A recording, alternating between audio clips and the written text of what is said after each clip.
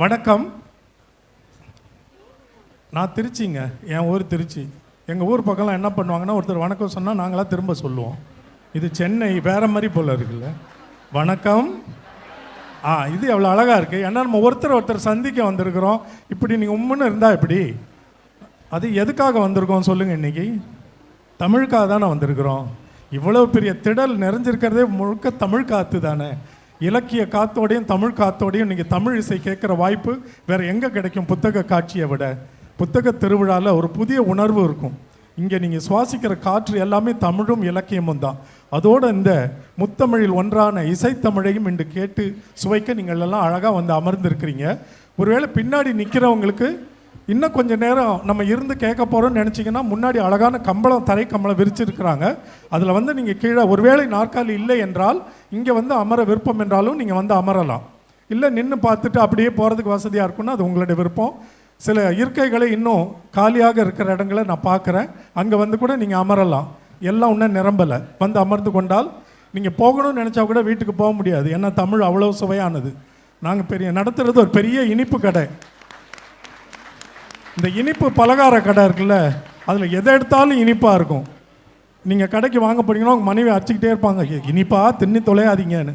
ஆனால் இன்றைக்கி அப்படி தான். இன்றைக்கி எல்லாம் இனிப்பாக தின்னு தொலைக்க போகிறோம். ஆனால் ஒன்றும் பண்ணாது. இது உங்களை இன்னும் அழகாக உடல் நலத்தோடு மனநலத்தோடு உங்களை காக்கும். அவ்வளவு இனிமையான தமிழோடு நாங்கள் வந்திருக்கிறோம். தமிழ் ஓசை என்பது எங்கள் குழுவின் பெயர்.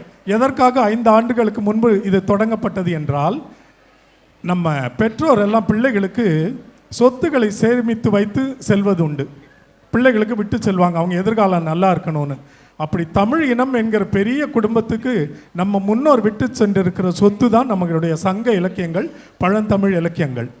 அதனோட அருமை தெரியாமல் ஒருவேளை போயிடக்கூடாதுன்றக்காக இன்றைய இளம் தலைமுறைக்கு அந்த பழந்தமிழ் இலக்கியங்களில் உள்ள பாடல்களை அவர்கள் விரும்புகிற இந்த நவீன இசை வழியாக கொடுத்தால் அமர்ந்து கேட்பார்கள். பல செய்திகள் அவர்களுக்கு போய் சேரும்ன்றதுக்காக, இளம் தலைமுறையை கவர்வதற்காக, தமிழை பற்றி அவர்களுக்கு சொல்வதற்காக தொடங்கப்பட்டது தான் இது. ஏன்னா இசை என்றால் யாரும் அமர்ந்து கேட்டுருவாங்க. அதன் வழியாக நல்ல தகவல்களை பரிமாற முடியும்.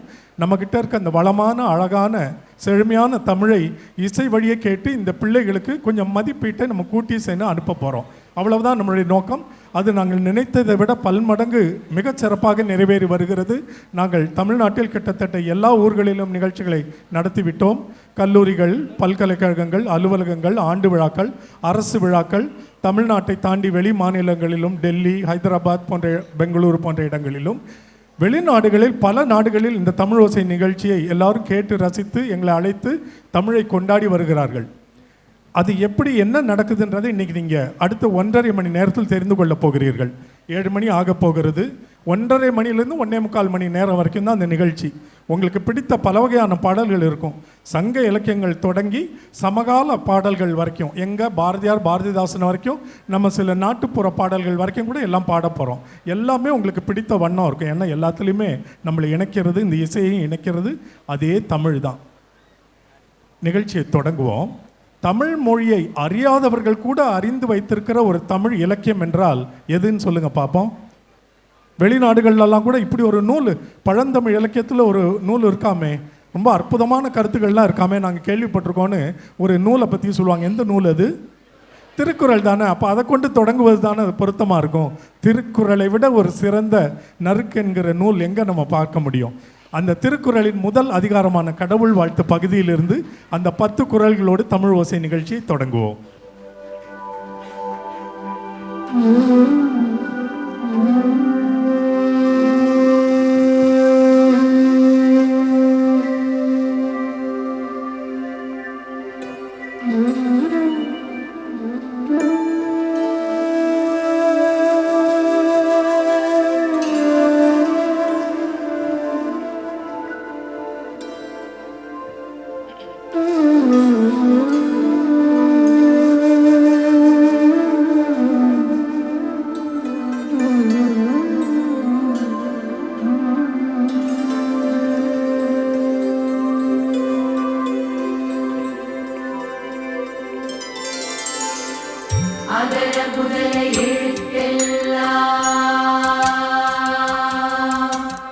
ஆதி பகவன் முதற்றே உலகு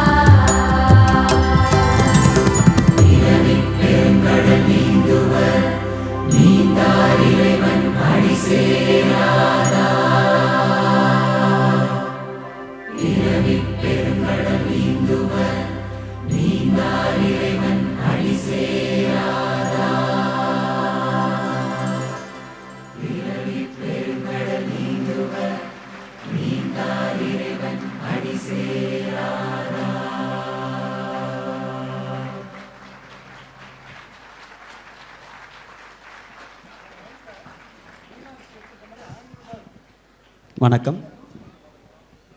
மலையிடை பிறந்து மாந்தர் தொழ எழுந்து உலகின் இருளை போக்கும் ஆற்றல் பெற்ற அரிய சக்தி இரண்டு மட்டுமே. ஒன்று செங்கதிர், மற்றது செந்தமிழ் அப்படின்னு தமிழ் மொழியை தண்டி அலங்காரம் போட்டுருது. இந்த மாதிரி தமிழ் மொழியோட சிறப்புகள் ஒன்றா ரெண்டா ஏராளம் சொல்லிக்கிட்டே போகலாம். இப்படி எவ்வளவோ சிறப்புகள் இருந்தாலும் வேற எந்த மொழிக்குமே இல்லாத நாம் இதுவரைக்கும் உணராத ஒரு தனிச்சிறப்பு நம்ம மொழிக்கு இருக்குது. அது என்ன தெரியுமா? எல்லா மொழிகள்லையும் பாடல்கள் எதை பற்றி எழுதுவாங்க? இயற்கையை பற்றி எழுதுவாங்க, அந்த மண் சார்ந்த பழங்கதைகளை எழுதுவாங்க, அங்கே ஆண்ட மன்னர்களோட வீரதீரங்களை எழுதுவாங்க, இயற்கையை மிகைப்படுத்தி எழுதுவாங்க, கற்பனையை மிகைப்படுத்தி எழுதுவாங்க.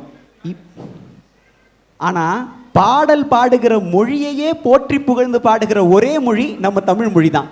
எப்படி சொல்லுவாங்கன்னா, தமிழை பாடாத புலவன் இல்லை, தமிழை பாடாதவன் புலவனே இல்லைன்னு சொல்கிற அளவுக்கு கிட்டத்தட்ட எல்லா புலவர்களும் கவிஞர்களும் தமிழ் மொழியை போற்றி புகழ்ந்து பாடியிருக்காங்க. அதில் நம்ம எல்லாருக்கும் தெரிந்த பிடித்த பாடல், வரிக்கு வரி தமிழோட செழுமையையும் வளமையையும் இளமையையும் சொல்கிற பாடல். என்ன பாடல்? புரட்சி கவிஞர் பாரதிதாசனின் தமிழுக்கும் அமுதென்று பேர். இந்த பாடலை எத்தனையோ பாணிகளில் கேட்டிருப்பீங்க. இப்போ நம்ம தமிழோசையோட பாணியில் ஒரு முறை கேட்டு பாருங்க, சொக்கி போவீங்க.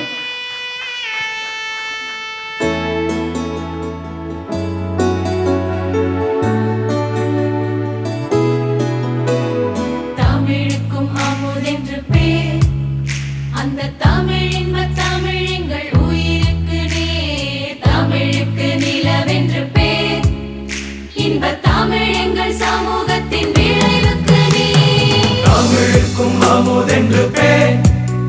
அந்த தமிழ் இன்ப தமிழ் எங்கள் உயிருக்கு நேர், தமிழுக்கு நிலவென்று பேர். இன்ப தமிழ் எங்கள் சமூகத்தின் விளைவுக்கு நீர், தமிழுக்கு மனமென்று பேர். இன்ப தமிழ் எங்கள் வாழ்வுக்கு நிரூபித்த ஊர். தமிழுக்கு மதுவென்று பேர். இன்ப தமிழ் எங்கள் உரிமை செம்பயிருக்கு வேர். தமிழுக்கு மதுவென்று பேர். இன்ப தமிழ் எங்கள் உரிமை செம்பயிருக்கு வேர்.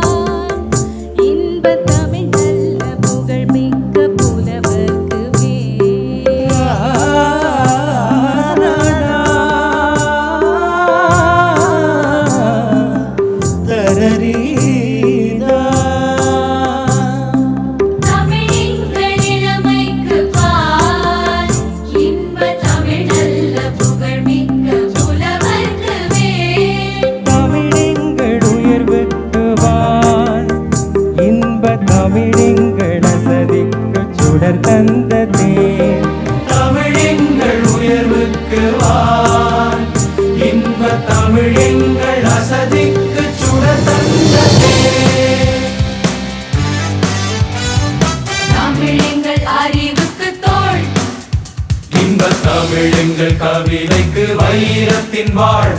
தமிழ் எங்கள் பிறவிக்கு தாய்.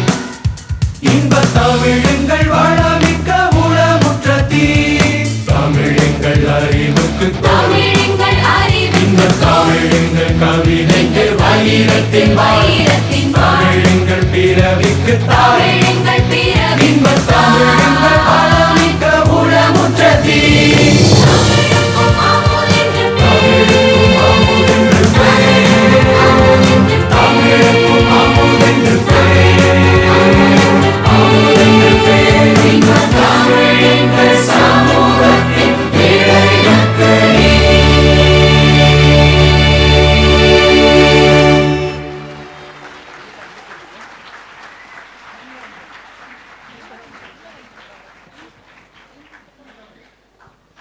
இப்போ நம்ம கேட்க போகிறது புறநானூறுலேருந்து ஒரு பாடல்.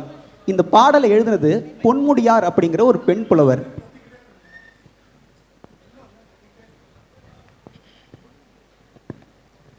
புறநானூறுலேருந்து ஒரு பாடல். புறநானூறு அப்படிங்கிறது ஒரு புலவரால் எழுதப்பட்ட நூல் இல்லை, பல காலங்களில் வாழ்ந்த பல புலவர்களால் எழுதப்பட்ட நூலோட தொகுப்பு. சரி, எதை அடிப்படையில் தொகுக்கிறாங்களோ அந்த அடிப்படையில் பேர் வரும். புறத்திணை அடிப்படையில் தொகுத்தா அது புறநானூறு, அகத்திணை அடிப்படையில் தொகுத்தா அகநானூறு. புறத்திணைனா என்ன? வீரம், போர், கொடை, சமூக வாழ்க்கை, இதெல்லாம் புறத்திணை. இப்போ நம்ம கேட்க போகிறது வீரம் பற்றின ஒரு புறநானூற்று பாடல். ஒரு மன்னனை எதிர்த்து இன்னொரு நாட்டு மன்னன் படையெடுத்து வரான். அப்படி படையெடுத்து வரும்போது என்னோட ஆற்றலை துச்சமாக நினச்சி தானே என்ன மேலே படையெடுத்து வந்திருக்க, உனக்கு என்ன தைரியம் இருக்கும் அப்படின்னு மன்னன் வெகுண்டு எழுறான். அந்த வகையில் சோழன் நலங்கிள்ளி எழுதின பாடல் தான் இது. சோழன் நலங்கிள்ளியோட மனநிலை எப்படி இருந்திருக்கும் பார்க்கலாம். என்னுடைய நாடு வேண்டும் என்று என் காலில் விழுந்து கேட்டால் என் நாட்டையும் தருவேன், ஏன் என் உயிரையும் தருவேன். ஆனால் என்னையும் என் ஆற்றலையும் மதிக்காமல் போருக்கு துணிந்த அந்த மடையன் தூங்கும் புலி மேல் கால் தடுக்கிய குருடன் போல தப்பிச் செல்வது கடினம். வலிமையான மூங்கிலை தின்பதற்கு வந்த யானையின் காலில் குத்திய நீண்ட முள் போல அவனை துன்புறுத்தி போரிட்டு நசுக்குவேன். அப்படி செய்யாவிட்டால் நெஞ்சில் காதலே இல்லாமல் ஒப்புக்கு தழுவும் விலைமகளிர் என்னை தழுவ என் மாலை வாடட்டும் என்று சூளுரைக்கிறான். இப்போது பாடல்.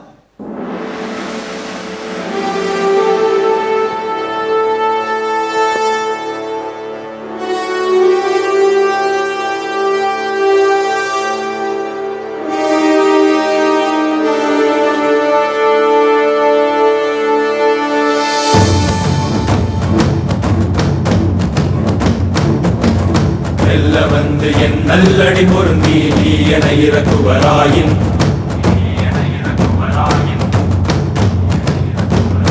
சீருடை முரசு கெழுதாயத்து அரசோ தஞ்சம் இன்னுயிராயினும் கொடுக்குவேன். இந்நிலத்து ஆற்றல் உடையோர் ஆற்றல் போற்றாதே உள்ளம் எள்ளிய மடவோர்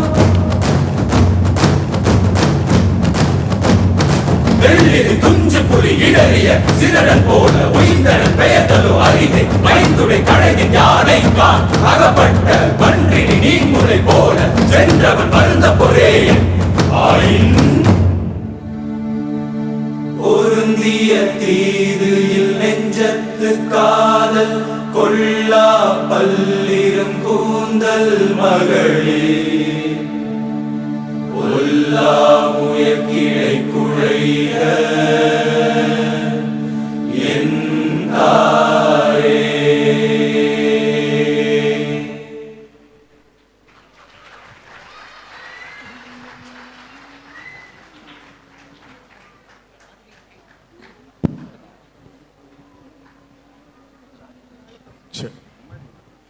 பழந்தமிழ் சமூகத்தில் போலி வள்ளல் ஒருத்தர் தான். வள்ளல் தெரியும், அதெல்லாம் போலி வள்ளல்னு நினைக்கிறீங்கல்ல. இப்போ நம்ம ஒரு திரைப்படத்தில் கூட வடிவேலு சொல்லிட்டு தெரிவார்ல, நானும் ரவுடி தான். அந்த மாதிரி நானும் வள்ளல் தான் சொல்லிட்டு தெரிஞ்சவர் இவர். ஏன்னா இவர் ஊரே தன்னை பற்றி பெருமையாக பேசணும்னு நினைச்சாரே ஒழிய எவனுக்கும் ஒரு சல்லி காசு கொடுத்து யாரும் பார்த்ததும் கிடையாது, கேட்டதும் கிடையாது. இப்போ ஒரு முறை ஒரு தந்திரம் பண்ணுறான். இந்த ஊரே தன்னை பற்றி ஏதாவது பேசணும் புகழ்ந்துன்னு சொல்லி ஒரு அறிவிப்பு செய்கிறான். என்ன அறிவிப்புனா, 4 கோடி பாடல்களை ஏற்றி வருபவருக்கு 1000 பொற்காசுகள்னு ஒரு அறிவிப்பு விடுறான். அந்த சின்ன ஊரே திகைக்குது. 1000 பொற்காசுகளா?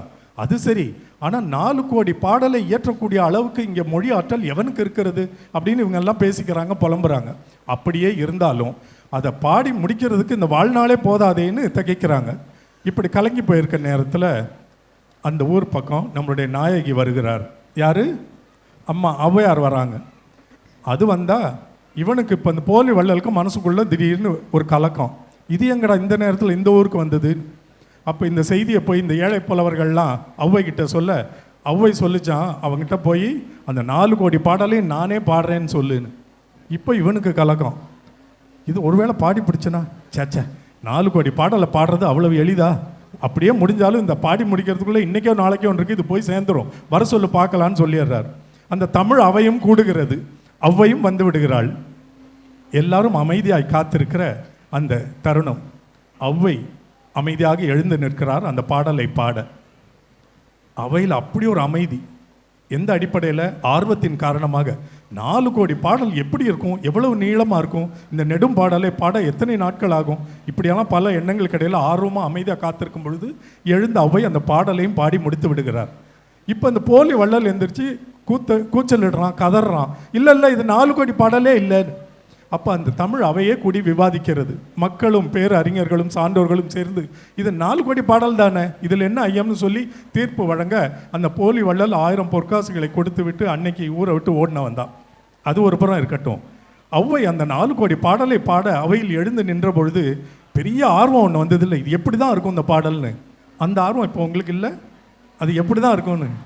அந்த 4 கோடி பாடலை 4 நிமிடங்களில் இப்பொழுது நீங்கள் கேட்க இருக்கிறீர்கள்.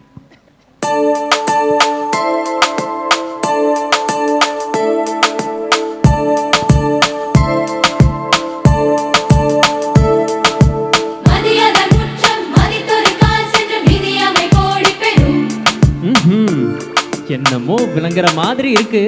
எங்க இன்னொரு முறை சொல்லுங்க.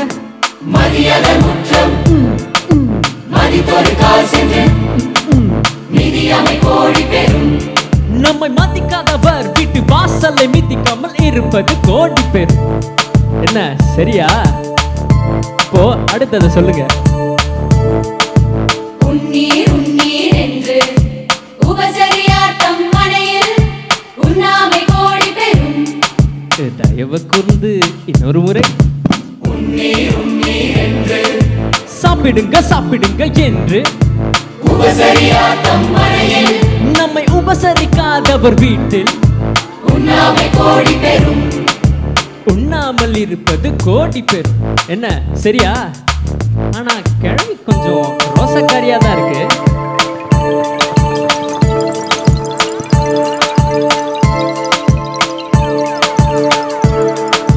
கோடி கொடுப்பினும் குடி பிறந்தார்த்தம் உடனே கூடுதலை கோடி பெறும்.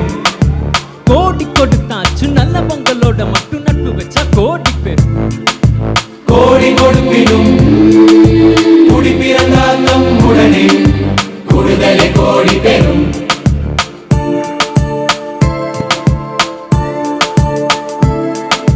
கோடானு கோடி கொடுப்பினும் தன்னுடை நாக்கோடாமை கோடி பெறும்.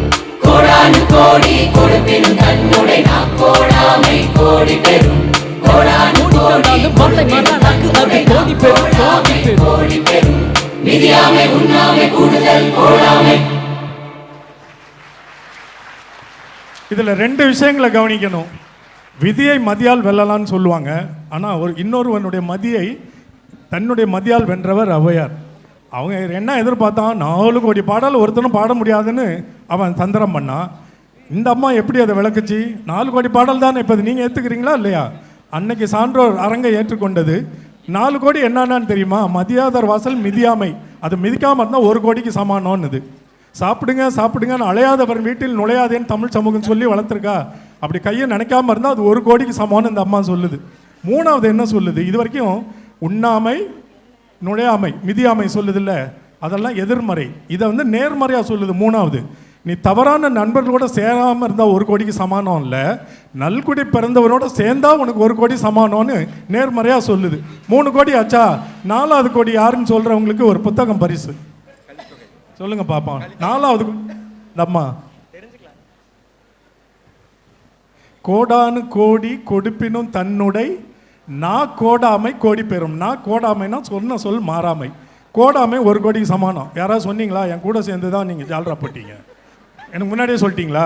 வாங்க ஐயா, பப்பாசிலேருந்து ஒரு புத்தகம் பரிசா கொடுங்க.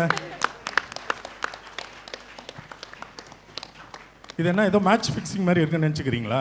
இல்லை பார்ப்போம். ஐயா வாங்க. இந்த பாடல் உங்களுக்கு முன்னாடியே தெரியுமா? வாங்க. மணிகண்டன், நான் ரெஸ்டாரண்ட்டில் மேனேஜராக இருக்கேன். பாருங்கள், உணவகத்தின் மேலாளர் தமிழ் ஔவையாருடைய அந்த அழகு பாடலை தெரிந்து வைத்திருக்கிறார். அவருக்கு ஜெயகாந்தன் ஐயாவுடைய இந்த புதினம். மகிழ்ச்சியா, நன்றி. நீங்கள் சென்று அமரலாம். இப்போ நம்ம கேட்க போகிறது கலித்தொகையிலேருந்து ஒரு பாடல். நம்ம நிகழ்ச்சியில் உட்காந்துருக்கவங்கலாம் பார்வையாளர்கள் கிடையாது, பங்கேற்பாளர்கள். இப்போ உங்களுக்கு ஒரு கேள்வி. இந்த கலித்தொகை 8 தொகை நூல்களில் இடம்பெற்றது. 8 தொகை நூல்கள் என்னென்ன? அந்த 8 தொகை சொல்லுங்க. நற்றிணை, குறுந்தொகை, ஐங்குறுநூறு, பதிற்றுப்பத்து, பரிபாடல், கலித்தொகை, அகநானூறு, புறநானூறு. என்ன சொல்றீங்க? அகநானூறு, புறநானூறு. சிறப்பு. இந்த தொகை ஒரே ஒரு குறுக்கீடு மன்னிக்கணும். அங்கே ஒரு பாப்பா ஆர்வமாக 14 கீழ்கணக்குன்னு சொன்னால் நம்ம அவளுக்கு சரியான தகவல் சொல்லி அனுப்பலைன்னா அது அப்படியே பதிஞ்சிரும் மனசில். இன்றைக்கி சொன்னோம்னா வாழ்க்கைக்கு மறக்காது. 14 கீழ்கணக்கு நூல்கள் சங்க இலக்கிய நூல்கள் அல்ல, அவை சங்கம் மருவிய காலத்துது. சங்க காலம்னா எதுன்னு அடிப்படையாக சும்மா தெரிஞ்சு வச்சுக்கோமே. நம்ம கிமு கிபி அல்லது பொது ஊழிய ஆண்டு முன்பின் சொல்கிறோம்ல, அந்த பக்கம் 300 ஆண்டு, இந்த பக்கம் 300 ஆண்டுங்க. இந்த 600 ஆண்டு தான் சங்க காலம். இந்த திருக்குறள் 14 கீழ்கணக்கு நூல்கள்லாம் சின்ன சின்ன குறும்பாடல்களில் அவையெல்லாம் 14 கீழ்கணக்கில் வரும், சங்க இலக்கிய நூல்களில் வராது. அதை தெரிஞ்சு வச்சுக்கோங்க பாப்பா. 14 மேல் கணக்கு மட்டும்தான் சங்க இலக்கியம், கீழ்கணக்கு சங்கம் மருவிய காலம், அதற்கு பிந்தைய காலம். இப்போ நம்ம கேட்க போகிற கலித்தொகை பாடலை எழுதினவர் புலவர் நல்லந்தோனார். நாம் தெரிஞ்சுக்க வேண்டிய 9 பண்பு நலன்களை இந்த பாடலில் சொல்கிறாரு. என்ன அந்த 9? எண்ணிக்கிட்டே வாங்க என் கூட. ஆற்றுதல், இல்லாதவங்களுக்கு கொடுக்கறது. போற்றுதல், கூட இருக்கிறவங்கள கடைசி வரைக்கும் பிரியாமல் இருக்கிறது. பண்பு, ஊருடன் ஒத்து வாழுதல். அன்பு, கூட இருக்கிறவங்க மேலே சினம் கொள்ளாமல் இருக்கிறது. அறிவு, அறிவில்லாதவர்கள் சொல்வதை பொருட்படுத்தாமல் இருக்கிறது. செறிவு, செறிவு என்னன்னு சொல்லுங்க பார்ப்போம். சொன்னாங்களே கோடாமை, சொன்ன சொல் தவறாமல் இருக்கிறது தான் செறிவு. நிறை, உங்களுக்கு யாராவது ரகசியம் சொன்னால் அந்த ரகசியம் காப்பது. முறை, உங்களுக்கு வேண்டப்பட்ட ஒருத்தவங்களே தவறு இழைத்திருந்தாலும் தவறுன்னு தெரிந்திருந்தால் அதற்குரிய தண்டனையை பெற்று தருவது. 9வது பொறை, உங்களுக்கு வேண்டப்படாத ஒருத்தவங்க உங்களை பற்றி தவறாக பேசியிருந்தா அதை பொருட்படுத்தாமல் பொறுமை காப்பது. இந்த சிறந்த 9 பண்பு நலன்களையும் இப்போ பாடலாக கேட்கலாம் வாங்க.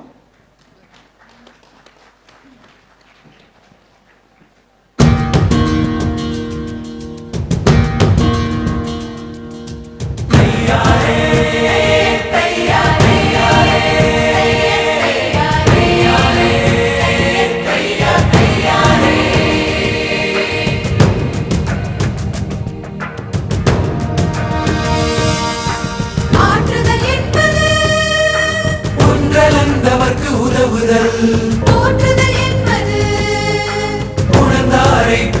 செராமை அன்பெனப்படுவது பாடறிந்து ஒழுகுதல் அன்பெனப்படுவது தன் கிளை செராமை ஆற்றுதல் என்பது ஒன்றலென்றவர்க்கு உதவுதல் போற்றுதல் என்பது உடன்தாரை பிரியாமை பண்பெனப்படுவது பாடறிந்து ஒழுகுதல் அன்பெனப்படுவது தன் கிளை செராமை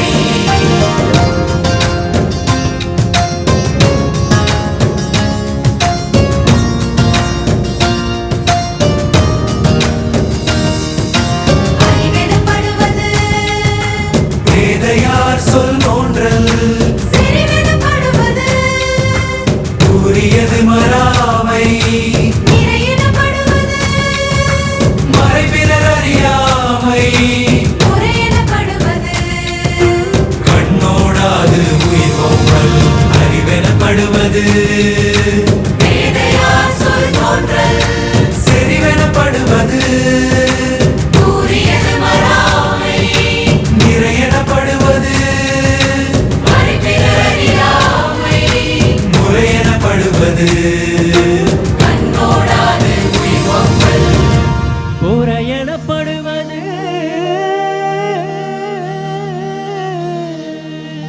போற்றாரை ஒருத்தல்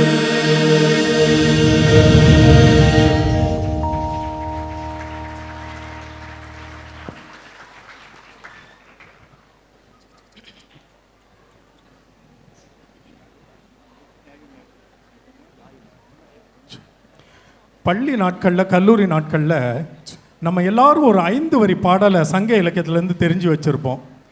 நீங்கள் இன்னும் சரியாக சொல்ல போனால் குறுந்தொகை என்ற நூல் நமக்கு தெரியும். குறுந்தொகையில் நம்ம எல்லாருக்கும் பெரும்பாலானவர்களுக்கு தெரிந்த ஒரே பாடல்னா இதுதான். 5 வரிகள் ரொம்ப அழகாக இருக்கும்.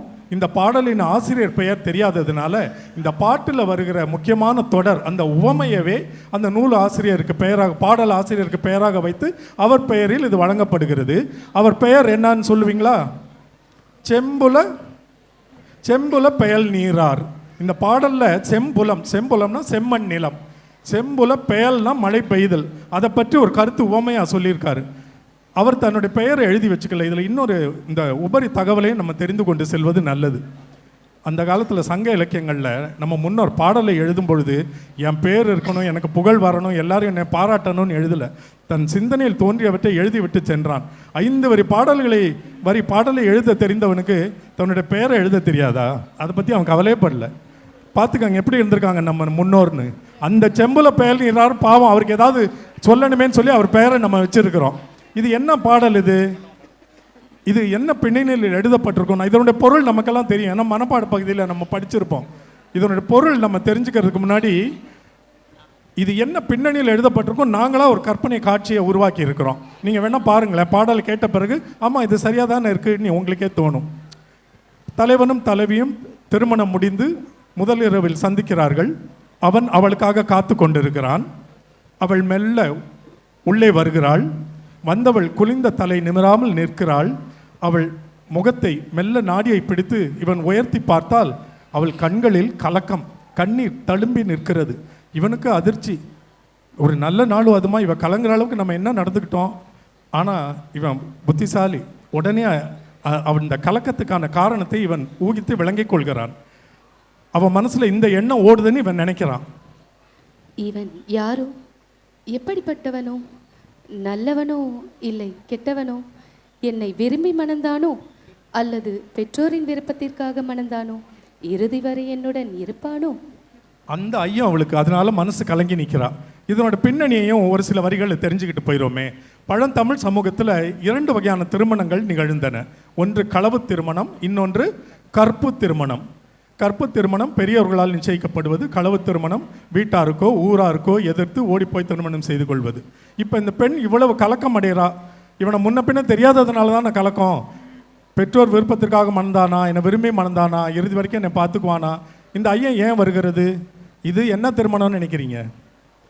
ஆமாம், களவு திருமணம்னா தான் அவனை முன்ன பின்ன காதலிச்சிருந்தா அவனை பற்றி தெரிஞ்சிருக்குமே. இப்போ கற்பு திருமணம் பெரியவர்கள் நிச்சயித்ததால் அவர்களுடைய வற்புறுத்தலுக்கு ஒருவேளை இவன் என்னை மணந்திருந்தால் அப்படின்னு அவன் சந்தேகப்படுறா. அப்போ அவளுக்கு உறுதி சொல்வது போல் ஆறுதலாக பாடுகிறது தான் இந்த பாடல். இப்போ அந்த பாடலினுடைய பொருளை கேளுங்க, உங்களுக்கு விளங்கிரும். என் தாயும் உன் தாயும் யார் யாரோ, என் தந்தையும் உன் தந்தையும் உறவினர்களா என்ன? நீயும் நானும் எப்படி ஒருவருக்கொருவர் தெரிந்தவர்களாயினோம்? எங்கோ பெய்கின்ற வான்மழை எங்கோ இருக்கிற செம்மண்ணில் விழுந்து பிரிக்க முடியாத செந்நீராகி விடுவதைப் போல நம்முடைய அன்பான நெஞ்சங்கள் கலந்துவிட்டன. இனி நம்மை யாராலும் பிரிக்க இயலாது என்கிறது இந்த செம்புல பயல் நீரார் பாடல்.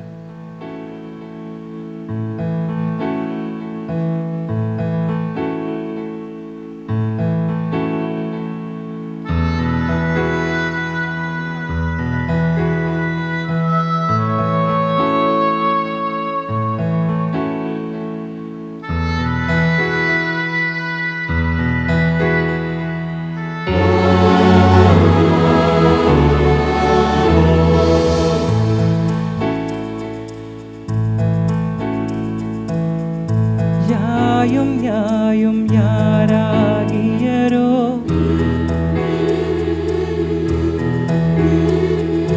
எந்தையும் நொந்தையும் எம்முறை கேளு.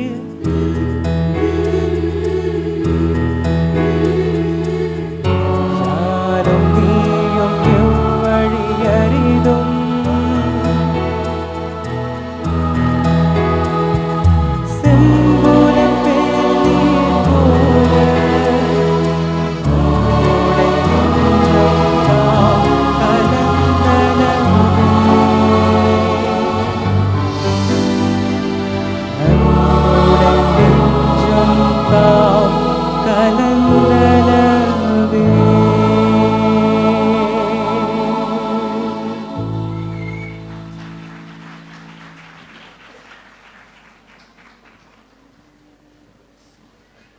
அண்மையில் நாங்கள் மலேசிய நாட்டில் 5 மாநிலங்களில் போய் இந்த தமிழோசை நிகழ்ச்சி நடத்தினோம்.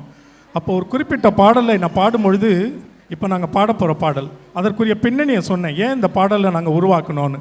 அப்போ அங்கே நம்ம தமிழ் அறிஞர் ஒருவர் வந்து, எவ்வளோ பெரிய உண்மை சார் நீங்கள் சொல்கிறது, இங்கே மலை மொழி பேசுகிற மலேசிய மக்கள் எல்லாம் ஏதோ ஒரு அரங்கத்தில் ஏதோ ஒரு நிகழ்ச்சி, கேளிக்கை நிகழ்ச்சியோ விளையாட்டு நிகழ்ச்சியோ சமூக கூடுகையோ எங்கே கூட்டினாலும் திடீர்னு ஒரு மலேசிய பாடல் பாடலான்னா அந்த இனமாக மலேசிய இனமே அவங்க மலைய மொழியில் பாடுறாங்க. நீங்கள் எவ்வளோ பெரிய உண்மையை சொன்னீங்க, தமிழர்களாக சேர்ந்தால் நமக்கு தமிழ் பாட்டு ஒன்று பாடுறதுக்கு ஒரு பாடல் இல்லையே. நீங்கள் சொன்னது இப்போ தான் எனக்கு புரியுது, எவ்வளோ பெரிய ஒரு ஏக்கம் நமக்கு இருந்திருக்குன்னு. அதாவது அவங்க சேர்ந்து பாடுறாங்கன்னா, இப்போ இந்தியாவில் பாடல்கள் இசைன்னு சொன்னால் இன்றைய தலைமுறையில் எல்லாம் திரைப்பட பாடல்கள், திரைப்பட இசை தான். அதை தாண்டி இப்போ பாருங்கள், நம்ம எல்லாம் தமிழர்கள், அவங்க தான் இந்த புத்தக காட்சிக்கே வர முடியும் இல்லையா, எல்லாம் தமிழ் இலக்கியம் பெரும்பாலானவை. அப்போ தமிழர்களாக எல்லாம் கூட்டியிருக்கோம், வாங்களேன் நம்மெல்லாம் சேர்ந்து நம்ம இனமாக ஒரு பாட்டு பாடுவோன்னு சொன்னால், ஒரே ஒரு பாட்டு சொல்லுங்கள் நம்ம எல்லாம் என்ன பாட முடியும்னு. அப்படி ஏதாவது பாடல் இருக்கா என்ன? இல்லை இருந்தால் சொல்லுங்கள், ஒரே எனக்கு தெரியலன்னா நாங்கள் பயிற்சி எடுத்துக்குவோம். தமிழ் தாய் வாழ்த்து அப்படியே ஜாலியாக பாடுவீங்களாங்க? எந்திரிச்சிக்கணும்னு அரசு சட்டம் போடுற அளவுக்கு அது வழிபாட்டு பாடல் மாதிரி ஆயிடுச்சு. அதையெல்லாம் சேர்ந்து ஜாலியாக பாடுவீங்களா? அதை பாடினா கூட ஒருத்தன் அதுலேயும் பிரச்சனையை கிளப்புறான், ஏன் முழு பாடல் பாடலான்னு. புரியுதுங்களா உங்களுக்கு?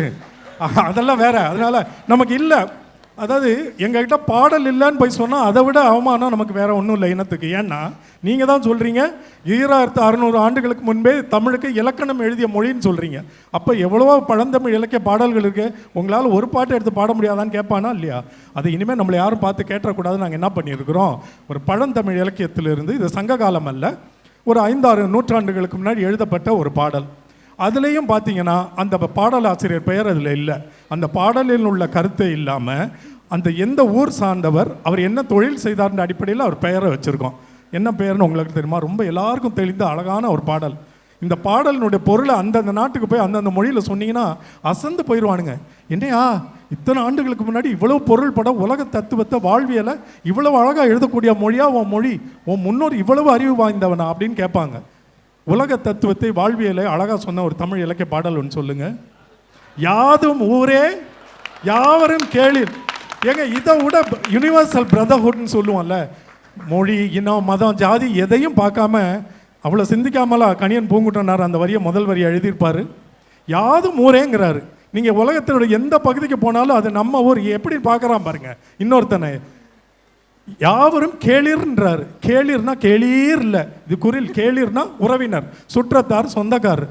அப்போ எல்லாரையும் சொந்தக்காரன்னு சொல்கிறான்னா இவனுக்கு ஏதாவது பாகுபாடு தடை உண்டா? மனுஷன் எப்படி நேசிக்கலாம் பாருங்க முன்னோர் நம்ம தமிழன்.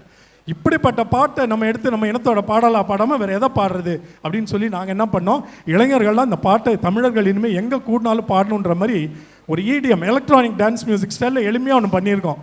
எந்த நாட்டுக்கு போனாலும், நம்ம இந்தியாவில் எந்த மாநிலத்துக்கு தமிழர்கள் பகுதிக்கு போனாலும், தமிழ்நாட்டில் எந்த மாவட்டத்துக்கு போனாலும் இந்த பாட்டை கேட்ட உடனே எல்லா இளம் பிள்ளைகளுக்கும் இளைஞர்களுக்கும் இந்த பாடல் ரொம்ப பிடிச்சி போயிடுது. எல்லாம் பாட ஆரம்பிச்சிட்டாங்க, ஆட ஆரம்பிச்சிட்டாங்க. இப்போ தமிழை கொண்டாட நம்மளும் பாட போகிறோம், ஆட போகிறோம். என்ன நம்பலையா நீங்கள்? இல்லை, பாட போகிறோம், ஆட போகிறோம். முதல்ல என்ன, அந்த யாதும் ஊரே யாவரும் கேளிர் நாங்கள் பாடும்பொழுது இது நாங்கள் பாடுறது மட்டும் இல்லை, தமிழர்களை நம்ம எல்லாரும் பாடணும்ல. அப்போ 2வது முறை நீங்களும் எங்களோடு சேர்ந்து பாடுவீங்க.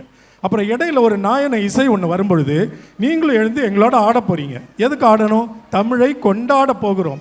அது எப்படி ஆடணுன்றதை இப்போ பாருங்களேன், நாங்கள் உங்களுக்கு செய்து காட்டுறோம். எளிமையாக இருக்கும், இது ஆட்டம் கூட இல்லை, இந்த மொழியை கொண்டாடுறதுக்கு ஒரு அசைவு போடுங்க. 3, 4. நல்லா கவனிங்க.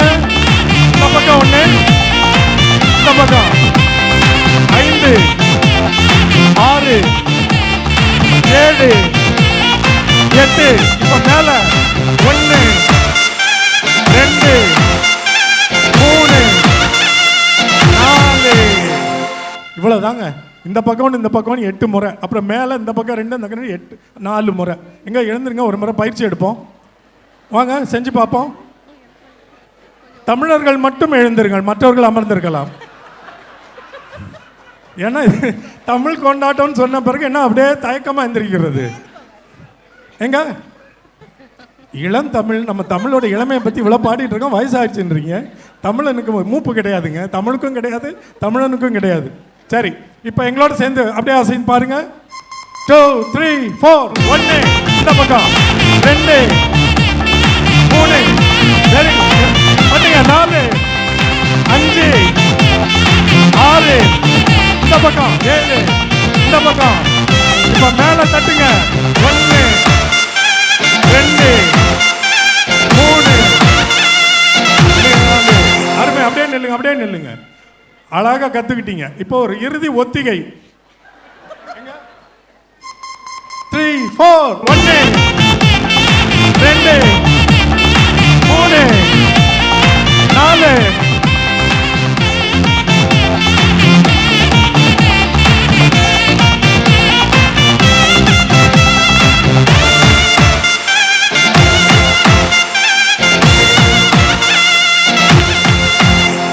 Very nice.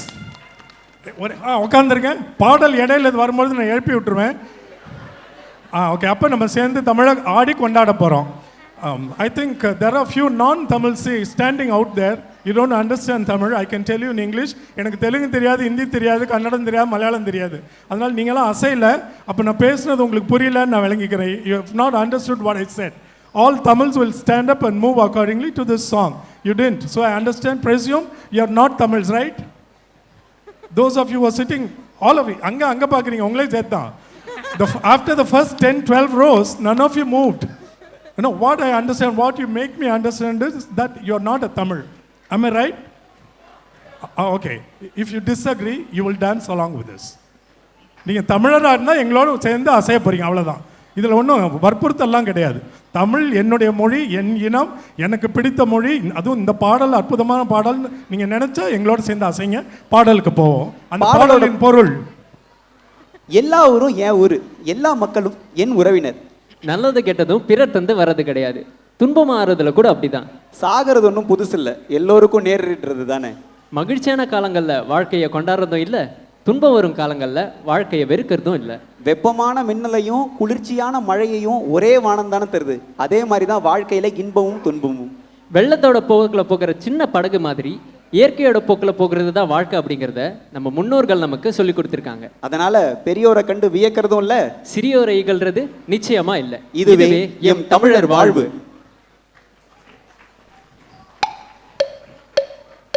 யாதும் ஊரே யாவரும் கேளிர், யாதும் ஊரே யாவரும்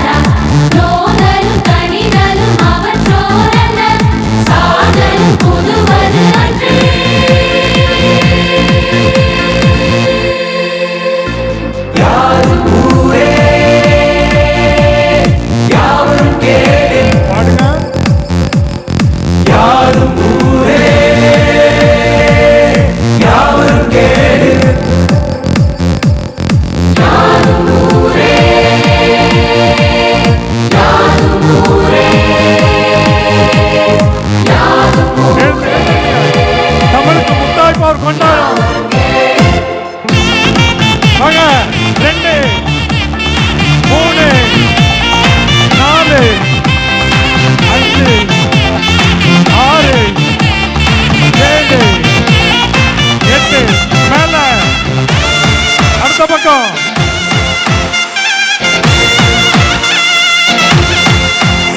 அட்டகாசம். உங்களுக்கு ஒரு முறை பாராட்டி கைத்தட்டி தெரிவிச்சிருவோம். தமிழர்கள் எல்லாம் அமரலாம். இந்த கூட்டத்தில் இதுவரைக்கும் நாங்கள் எத்தனையோ ஆண்டுகள் இந்த நிகழ்ச்சியை எத்தனையோ ஊர்களில் நடத்தி இருக்கிறோம். இது வரைக்கும் நான் இப்படி ஒரு தமிழ் ரட்சகனை கண்டதில்லை. அங்கே ஒரு தமிழ் இன தலைவன் இருக்கிறான், நடுவில் அங்கே ஒருத்தர் நின்றுட்டு இருந்தார். பின்னாடி இருக்கவங்க அவங்க வரிசைக்கெல்லாம் கெட்ட பேர் வந்துடக்கூடாதுன்னு இசை வந்தோடனே அவர் முழுக்க இப்படி தான்,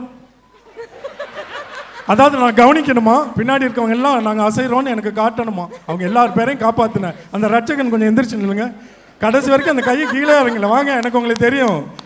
நில்லுங்க, உங்களுக்கு தெரியும். இல்லை, உங்களை பாராட்டு தாங்க. இவ்வளோ பேருக்கு ஒரு தன்மான தனைவலாக இருந்து நீங்கள் காப்பாற்றிருக்கிறீங்க. என்ன, எந்திரிக்கிறீங்களா இல்லையா? சரி, நீங்கள் யாராக இருந்தாலும் உங்களுக்கு வாழ்த்துக்களும் பாராட்டுகளும் தமிழின் சார்பாக.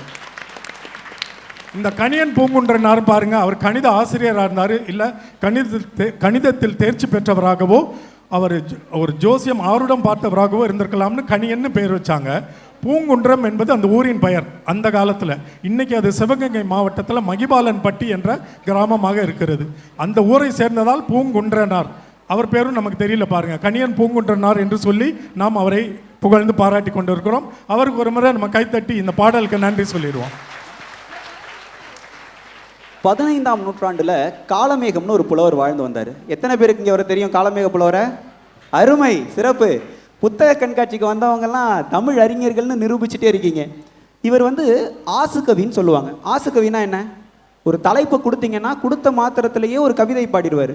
அது மட்டும் இல்லை, இரட்டுற மொழிதல்னு சொல்லுவாங்க, சிலேடைன்னு. ஒரே ஒரு பாடலுக்கு 2 பொருள் இருக்கிற மாதிரி எழுதுறதுல இவர் வல்லவர். இதில் மட்டும் வல்லவர் இல்லை, இவர்கிட்ட யாராவது வம்பு வச்சுக்கிட்டா மனுஷன் சும்மா இருக்க மாட்டார். பாட்டாலே ஏளனப்படுத்தி கொன்றுவார். இதனாலே அவர் அந்த காலத்தில் வசைபாட காளமேகம், யாரையாவது திட்டணும்னா இந்த ஆளை கூப்பிடியா அப்படின்ற மாதிரி பேர் வச்சுருந்தார். இன்னைக்கு இந்த இணைய காலத்தில் இவர் வந்திருந்தாருன்னா என்ன பேர் வச்சுருப்போம்? லொல்லு காளமேகம், கலாய் காளமேகம், அப்படி ஏதாவது வச்சு கொண்டாடி இருப்போம்ல. இவருடைய மொழி ஆற்றலால் ஆண்ட அந்த மன்னர்களிடம் இவருக்கு பெரிய செல்வாக்கு இருந்தது. எல்லா காலத்திலுமே இந்த வைத்தறிச்சல் கூட்டம் ஒன்று கூடயே சுற்றிட்டு இருக்கும் தெரியுங்களா? அதுவும் இந்த புலவர்கள்ட்ட, பாவம் ஏழை புலவர்கள் கேட்கவே வேணாம், அது ஒரு கூட்டம் இருந்திருக்கும் போல இருக்கு. இது நாங்கள் எப்படி கற்பனை பண்ணுறோன்னா, அவருடைய சில நகைச்சுவை அடிப்படையிலான குறும்பாடல்கள் 2 நாங்கள் பாட போகிறோம். இதில் என்ன சிறப்புன்றதை இப்போ நாங்கள் இப்படி கற்பனை பண்ணியிருக்கோம். ஒரு நாள் காளமேக புலவரின் வீட்டுக்கு சென்று அவருடைய வீட்டுக்கு வெளியே திண்ணையில் ஒரு 4-5 வயிற்றறிச்சல் புலவர்கள் அமர்ந்து கொண்டு, காளமேகம் வெளியே வாயா அப்படின்னு கூப்பிட்டு, ஏதோ ரொம்ப உன்னை பற்றி பெருசாக பேசிக்கிறாங்களாமே ஆசு கவின்னு சொன்ன உடனே பாடுவியாமே, எங்கே அவரால் முடியாதுன்னு நினச்சி இவங்க ஒரு சவால் வைத்திருக்கலாம். ஒரே ஒரு எழுத்தை வச்சு ஒரு பாடல் பாடியா பார்ப்போம் அப்படின்னு.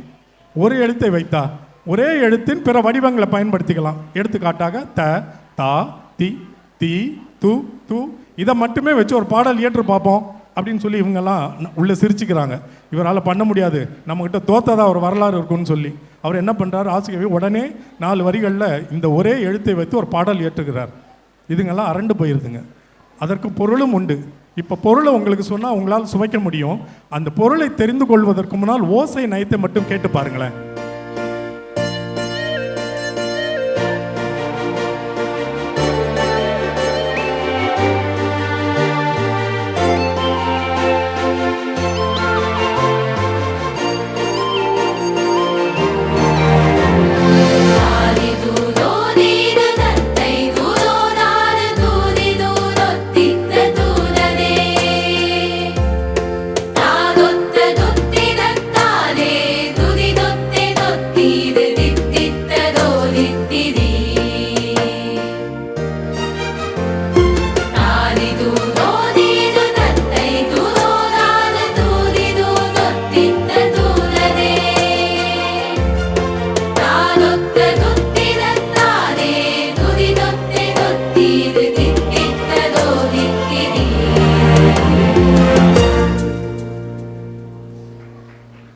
எல்லா காலத்துலையும் இருக்கிற அதே பிரச்சனை தான். காதலனை பிரிஞ்சு வாடுறா காதலி, அவனுக்கு தூது அனுப்ப நினைக்கிறா, யார் அனுப்புறதுன்னு தெரியல. அதான் இந்த பாட்டு. தாதி தூதோ தீது, பணிப்பெண் மூலமா தூது அனுப்புறது சரி வராது. தத்தை தூது ஓதாது, கிளி தூத ஒழுங்கா சொல்லாது. தூதி தூது ஒத்தித்த தூததே. தோழி மூலமா தூது சொல்லலாம்னா தூது தாமதமாயிடும். தாது ஒத்த துத்தி தத்தாதே. பூவில் இருக்கிற மகரந்தங்கள் மாதிரியான தேமல்கள் என் மேனியில படராது. துதி துத்தே தொத்தீது. இறைவனை துதித்து வழிபடுறது கூட இப்போதைக்கு உதவாது. தித்தித்தது ஓதித்திது. இனிக்கிற காதலனோட பேரை ஓயாம மனசுக்குள்ள மந்திரம் மாதிரி சொல்றதுதான் இப்போதைக்கு ஒரே வழி. பொருட்சுவையோட பாடலை கேட்கலாம்.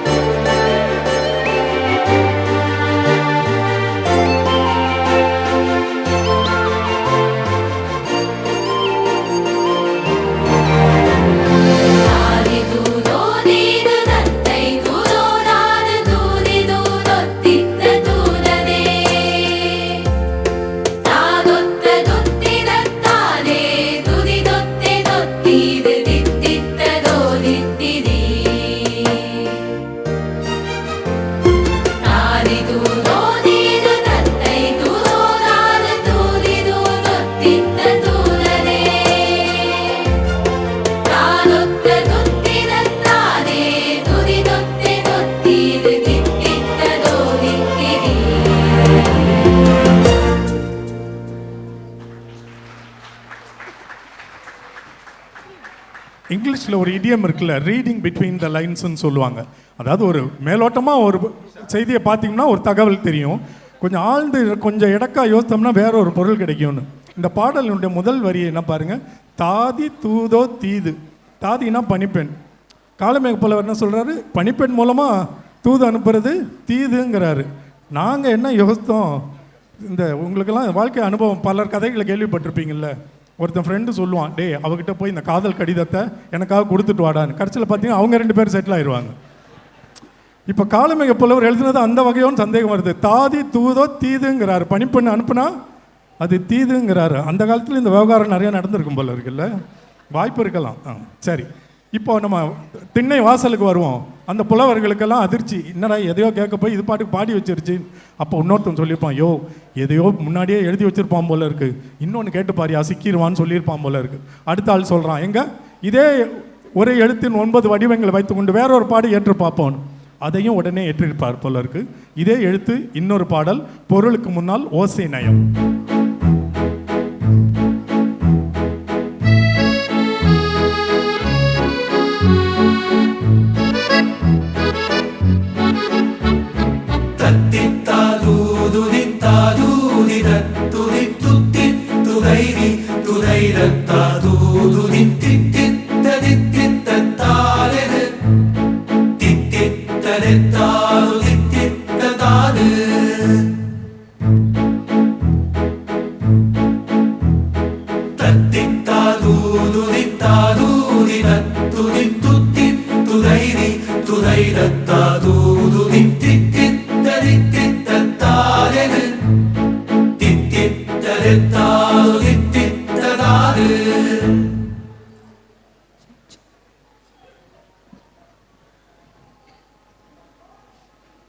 பூவிலிருந்து தேனை குடிச்சிட்டு போற வண்டை பார்த்து கேட்குற மாதிரி புலவர் இந்த பாட்டை அமைச்சிருக்காரு.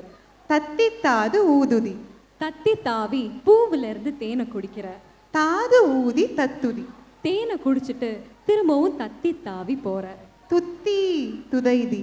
துத்தி அப்படின்னு ஓசை எழுப்பிக்கிட்டே போற. துதைது அத்தாது ஊதுதி. திரும்பவும் அடுத்த பூவுல இருக்கிற தேனை குடிக்கிற. தித்தித்த தித்தித்த தாது எது?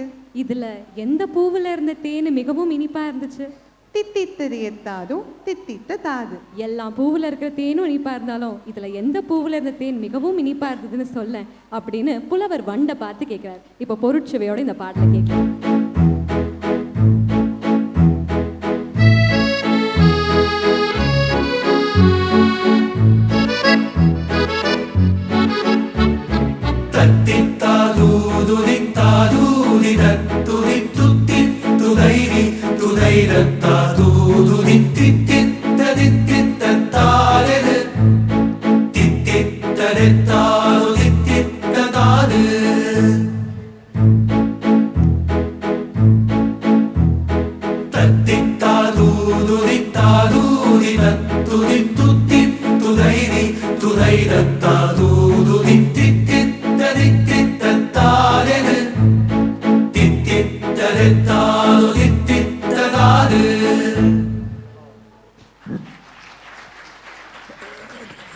காளமேக புலவருக்கு இந்த கைத்தட்டு போதும்னு நினைக்கிறீங்களா? சரி, அவருடைய மொழி ஆற்றலுக்கு இந்த பாராட்டு. இந்த நம்ம மொழியை பற்றி என்ன நினைக்கிறீங்க? இப்படி ஒரு எழுத்தின் ஓசையை வைத்து பிற ஏதாவது மொழிகளில் இந்த மாதிரி ஏற்ற முடியுமா? நீங்கள் கொஞ்சம் விசாரித்து பாருங்களேன். நமக்கு தெரியல. நானும் முடிந்த வரைக்கும் பலரிடம் கேட்டிருக்கிறேன். இப்போ இங்கிலீஷில் நம்ம நாப்பெரழ்ச்சி தொடர்கள்லாம் இருக்க, தமிழில் இருக்க மாதிரி இங்கிலீஷில் பெட்டி பாட்டம் பட்டர்லாம் சொல்லுவாங்கள்ல, அது ஆரம்பிக்கிறது மட்டும்தான் பிபின்னு இருக்கும், உள்ளே எல்லாம் இருக்கும். அப்படி ஒரே எழுத்தின் வடிவங்களை வச்சு வேறு மொழியில் இது சாத்தியமா அப்படின்னு நீங்கள் விசாரிச்சு பாருங்கள். நம்ம யாமறிந்த மொழிகளிலேன்னு பாரதியார் சொல்லுவார்ல, அவர் படித்த 7-8 மொழிகளை வச்சு அழகாக ஒப்பிட்டு சொன்னார். உலகத்திலே கிடையாதுன்னு எப்போவுமே நம்ம அப்படி பொறுப்பற்று பேசக்கூடாது. அதனால நான் உங்ககிட்ட சொல்கிறேன், போய் விசாரித்து பாருங்கள் பிற மொழிகளில் இந்த சாத்தியக்கூறுகள் உள்ளனவான்னு. தேடிச்சோறு நுதந்தென்று பல சின்னஞ்சிறு கதைகள் பேசி மனம் வாடி துன்பம் மிக உழன்று பிறர் வாட பல செயல்கள் செய்து நரை கூடி கிழப்பருவமெய்தி கொடுங்கூற்றுக்கு இறையென பின் மாயும் பல வேடிக்கை மனிதரைப் போல நான் வீழ்வேன் என்று நினைத்தாயோ. சொன்னது யாருங்க? முண்டாசு கவிஞனுக்கு எல்லா ஊர்லேயும் ரசிகர்கள். பெரும் புலவன் பாரதிய நூற்றாண்டு கடந்து நம்ம கொண்டாடிட்டு இருக்கோம். என்ன காரணம்? சாதி, மதம், இனம், மொழின்னு எல்லா வேற்றுமைகளையும் கடந்து ஒரு தேசத்தில் எல்லாரும் அண்ணன் தம்பியாக வாழணும்னு நினச்சார்ல, அந்த பரந்த சிந்தனையும் அதை பாமர மக்களுக்கும் கொண்டு போய் சேர்த்த எளிமையான மொழி நடையும் தானே. சமஸ்கிருதம், வங்காளம், ஹிந்தி, பிரெஞ்சு, ஆங்கிலம், துளு, தெலுங்குன்னு 8 மொழிகளில் தனிப்புலமை பெற்றிருந்த பாரதி என்ன பண்றாரு? யாம் அறிந்த மொழிகளிலே தமிழ் மொழி போல் இனிதாவது எங்கும் காணோன்னு பாடுறாரு. செந்தமிழ் நாடெனும் போதினிலே இன்பத்தேன் வந்து பாயுது காதினிலேன்னு பாடி பரவசம் அடைகிறாரு. 60கள், 70கள், 80கள், 90கள், பணக்காரன், பட்டிக்காட்டான் எல்லாரும் அவனவன் பின்னணி கேட்டுற மாதிரி பாரதிய சொந்தம் கொண்டாடுறாங்க. முதல்ல 60களில் காவடி சிந்து பாணியில இதே பாடல் எப்படி இருந்திருக்கும் பார்க்கலாம்.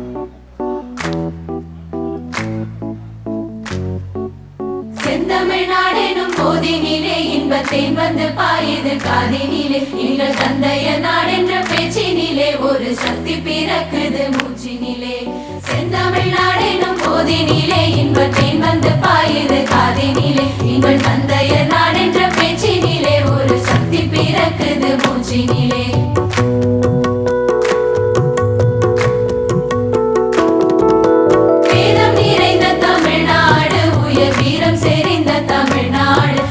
காதல் புரியும் மரம் பெயர் போலிடம் கண்ணியர் சூழ்ந்த தமிழ்நாடு, வேதம் நிறைந்த தமிழ்நாடு, உயர் வேதம் நிறைந்த தமிழ்நாடு, உயர் வீரம் செறிய தமிழ்நாடு, நல்ல காதல் புரியும் மரம் பெயர் போலிடம் கண்ணியர் சூழ்ந்த தமிழ்நாடு. அடுத்ததா இதே பாடலை அப்பா தலைமுறையில மெல்லிசையா பாடினாங்க. அது எப்படி இருக்கும் இப்ப பாத்திரலாம். காவிரி தென் பெண்ணை பாலாறு தமிழ் கண்டதோர் வையை பொருணை நதி. காவிரி தென் பெண்ணை பாலாறு தமிழ் கண்டதோர் வையை பொருணை நதி என மேவிய ஆறு பலவோட திரு மேனி செழித்த தமிழ்நாடு. செந்தமிழ்நாடெனும் போதினிலே இன்ப தேன் வந்து பாயுது காதினிலே, எங்கள் தந்தையர் நாடென்ற பேச்சினிலே, எங்கள் தந்தையர் நாடென்ற பேச்சினிலே ஒரு சக்தி பிறக்குது மூச்சினிலே. பாரதி என்ன படித்தவனுக்கும் பட்டணத்துக்காரனுக்கும் மட்டுமா சொந்தம்? படிக்காதவனுக்கும் பாமரனுக்கும் சொந்தம் இல்லை. இப்போ மண்மனம் மாறாத நம்மளோட மக்கள் இசையில் செந்தமிழ் புலவனை கேட்கலாம் வாங்க.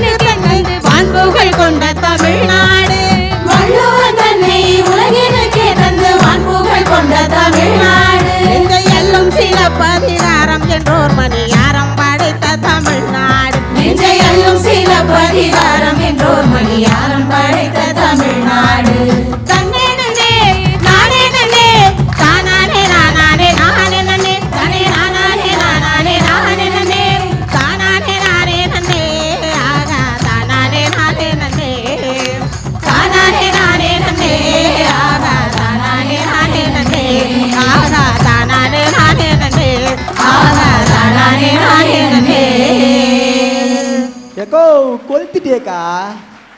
பாரதியை எல்லாரும் கொண்டாடுறாங்க. பச்சவன் கொண்டாடுறான், பட்டிக்காட்டான் கொண்டாடுறான், அப்பா தலைமுறை கொண்டாடுறாங்க, எல்லாரும் கொண்டாடுறாங்க. ஆனால் தமிழ் சமூகத்தில் எங்கள் ஏரியா நிற்கிதேப்பா, வட சென்னை. இப்போ நாங்கள் பாரதியை கொண்டாடுறோம். தட்டுத்தலை செந்தமிழ்நாடென்னும் போது நிலே இன்பத்தேன் வந்து பாயுது காது நிலே. சொல்ல செந்தமிழ்நாடென்னும் போது நிலே இன்பத்தேன் வந்து பாயுது காது நிலே. எங்கள் தந்தைய நாடென்ற பேச்சினிலே ஒரு சக்தி பிறக்குது மூச்சினிலே. எங்கள் தந்தைய நாடென்ற பேச்சினிலே ஒரு சக்தி பிறக்குது மூச்சினிலே. செந்தமிழ்நாடென்னும் போதினிலே இன்பத்தேன் வந்து பாயுது காதினிலே.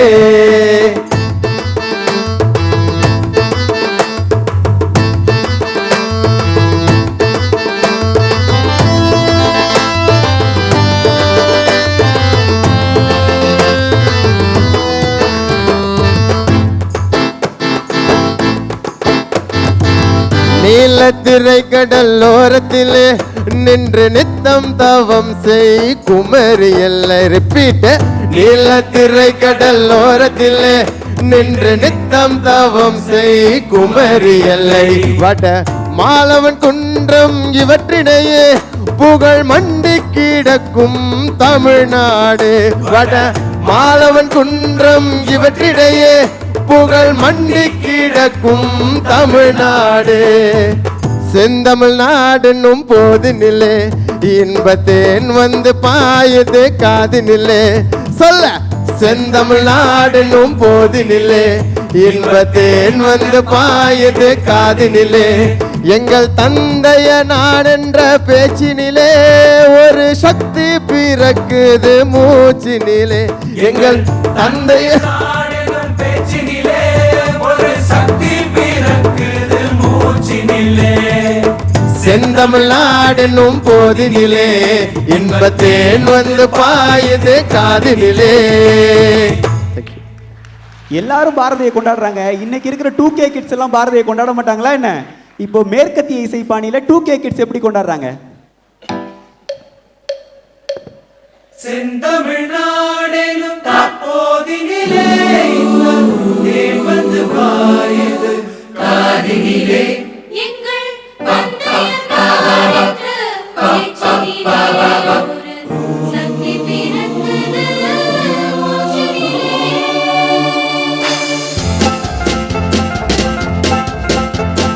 கல்வி சிறந்த தமிழ்நாடு புகழ் சம்பத் சிறந்த தமிழ்நாடு தமிழ்நாடு. பல்விதமாயின சாத்திரத்தின் மனம் பாரிக்கும் பேசும் தமிழ் நாடு தமிழ்நாடு. செந்தமிழ்நாடு செந்தமிழ்நாடு செந்தமிழ்நாடு செந்தமிழ்நாடு. எங்கள் தந்தையர் நாடென்ற பேச்சினிலே ஒரு சக்தி பிறக்குது மூச்சினிலே மூச்சினிலே மூச்சினிலே.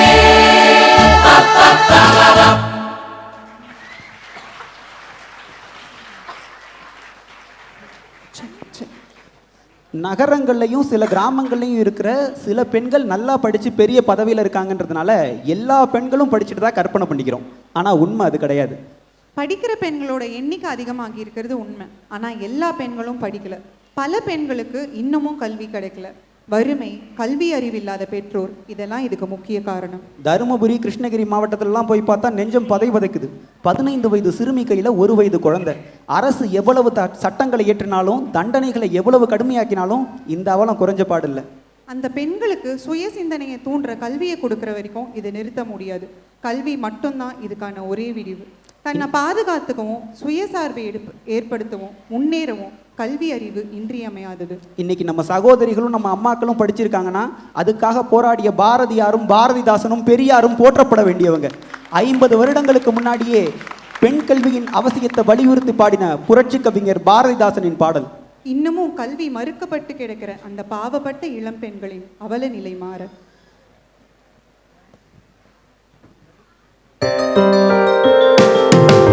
சாரிதா பா மகரி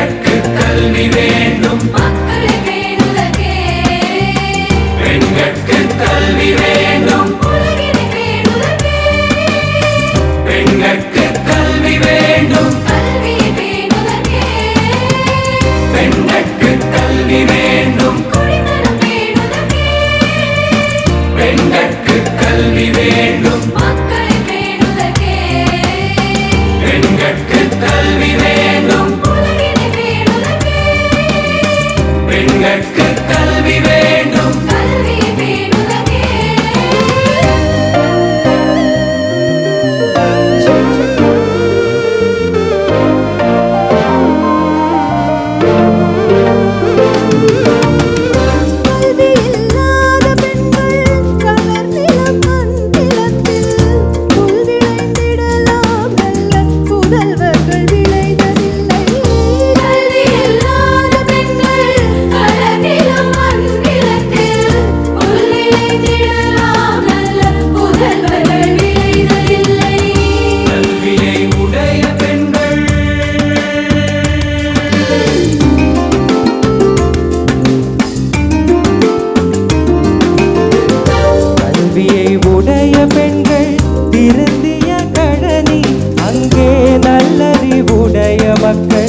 விளைவது நவிலவோதான் கல்வியை உடைய பெண்கள் திருந்திய கழனி அங்கே நல்லறிவுடைய மக்கள் விளைவது நவிலவோனான் நல்லறிவுடைய மக்கள் விளைவது நவிலவோனான் பெண்கட்கு கல்வி வேண்டும் குடித்தனம் பேணுதற்கே பெண்கட்கு கல்வி வேண்டும் மக்களை பேணுதற்கே பெண்கட்கு கல்வி வேண்டும் உலகினை பேணுதற்கே பெண்கட்கு கல்வி வேண்டும் கல்வியை பேணுதற்கே பெண்கட்கு கல்வி வேண்டும்.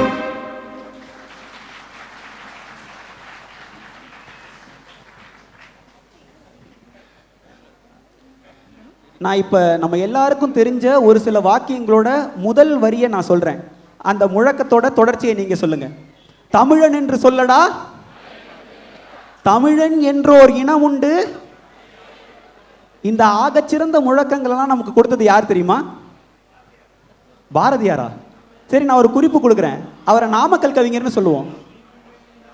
நாமக்கல் கவிஞர் வே ராமலிங்கனார். இவர் கவிஞர் மட்டும் இல்லை, ஓவியர், எழுத்தாளர், ஆசிரியர், பத்திரிகை ஆசிரியர், சமூக சீர்திருத்தவாதி, விடுதலை போராட்ட வீரர்னு பன்முகத்தன்மை கொண்டவர். இவர் தான் நம்ம தமிழ்நாட்டோட முதல் அரசவை கவிஞர்.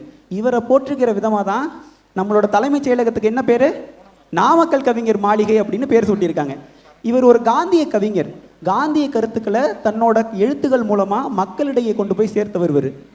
1930 விடுதலை போராட்டத்தில் ஒரு மிக முக்கியமான இயக்கம் ஒன்று நடந்தது. என்னது? உப்பு சத்தியாகிரகம். நம்ம சாப்பிட்ற உப்புக்கு வரி போட்டான். அதை எதிர்த்து காந்தியடிகள் தண்டியில் யாத்திரை போனார். அப்போது மதுரையிலேருந்து வேதாரண்யத்துக்கு இங்கே இருக்கிறவங்க யாத்திரை போனாங்க. அவங்களுக்கு வழிநடை பாடலாக ஒரு பாடலை எழுதி கொடுத்தாங்க. என்ன பாடல் அது?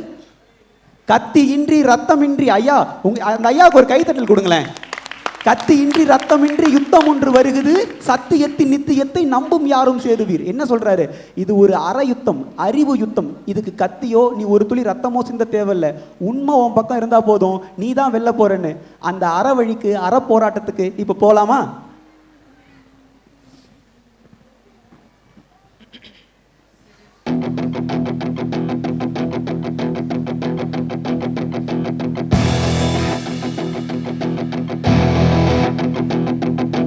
கத்தியின்றி ரத்தமின்றி யுத்தம் ஒன்று வருகிறது, சத்தியத்தின் நித்தியத்தை நம்பும் யாரும் சேருவீர். ஒண்டி அண்டி குண்டு விட்டிங்கு உயிர் பறித்தல் இன்றிய மண்டலத்தில் கண்டிராத சண்டையன்று புதுமையே. கத்தியின்றி கத்தியின்றி ரத்தமின்றி ரத்தமின்றி யுத்தம் ஒன்று வருகிறது, சத்தியத்தின் சத்தியத்தின் நித்தியத்தை நித்தியத்தை நம்பும்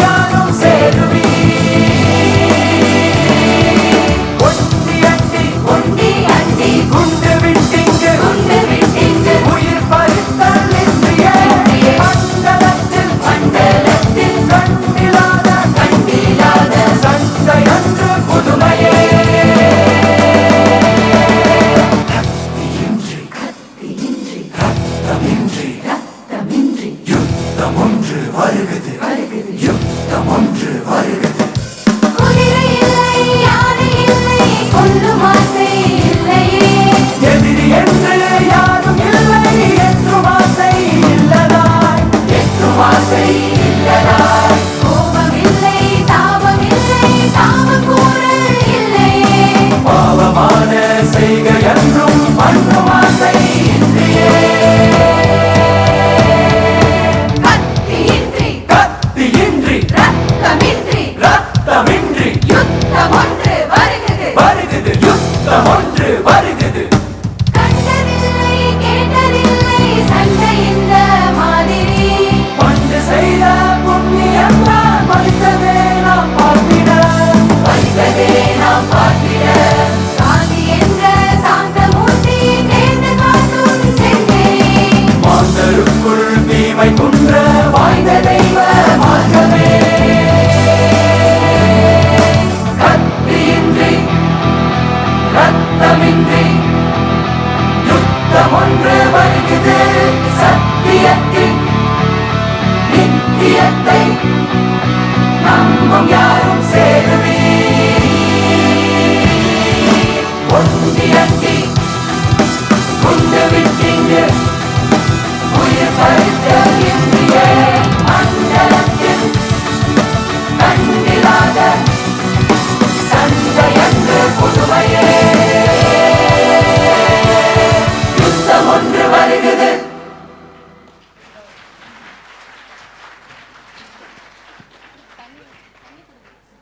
ஆங்கில மருத்துவம் அறிமுகமில்லாத அந்த காலத்திலேயே நம்ம தமிழர்கள் நோய் தடுப்பு முறையிலையும் நோய் தீர்ப்பு முறையிலையும் சிறந்து விளங்கினாங்க. இதுக்கு காரணம் அந்த காலத்தில் வாழ்ந்த சித்தர்கள். அதில் மிகச்சிறந்த 18 பேரை 14 சித்தர்கள்னு சொன்னாங்க. அதில் ஒருத்தர் தான் குதம்பை சித்தர். குதம்பை அப்படின்னா பெண்கள் காதில் அணியிற வளையம்னு பொருள். இவருக்கு ஏன் குதம்பை சித்தர்னு சொல்கிறீங்க? இவரோட பாடல் எல்லாத்துலேயுமே குதம்பாய் அப்படிங்கிற சொல் வரதுனால இவருக்கு குதம்பை சித்தர்னு பேர் வந்தது. சரி, சித்தர் பாடலில் என்ன இருக்குது அப்படின்னா, கேட்கிற ஒவ்வொருவரும் ஒவ்வொரு மாதிரி பொருள் விளங்கிக்க முடியும். வெளிப்புறமாக கேட்க இதானே இருக்குது அப்படின்னு கேட்டாலும் உட்புறம் ஆழ்ந்த ஞான பொருள் புரிந்துதான் இருக்கும். இப்போ அவரோட பாடல் ஒன்று இசையோட உங்களுக்காக.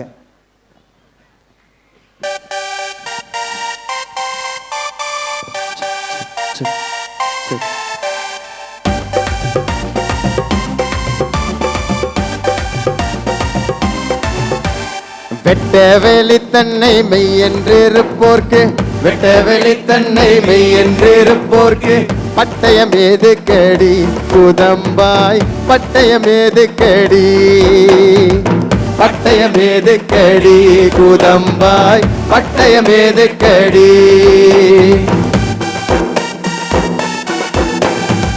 மெய்ப்பொருள் கண்டு விளங்கும் மெஞ்ஞானிக்கு, மெய்ப்பொருள் கண்டு விளங்கும் மெஞ்ஞானிக்கு கற்பங்கள் ஏது கடி குதம்பாய், கற்பங்கள் ஏது கடி, கற்பங்கள் ஏது கடி குதம்பாய், கற்பங்கள் ஏது கடி.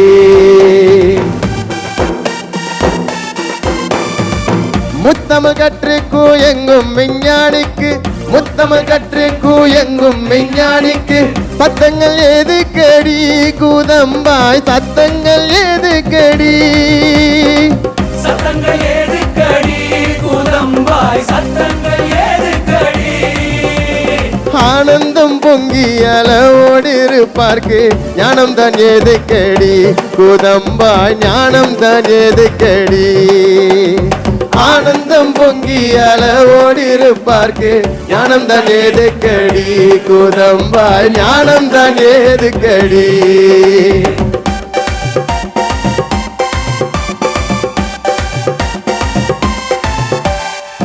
காலனை வென்ற கருத்தறிவாளர்க்கு, காலனை வென்ற கருத்தறிவாளர்க்கு கோலங்கள் ஏது கடி குதம்பாய், கோலங்கள் ஏது கடி, கோலங்கள் ஏது கடி குதம்பாய், கோலங்கள் ஏது கடி.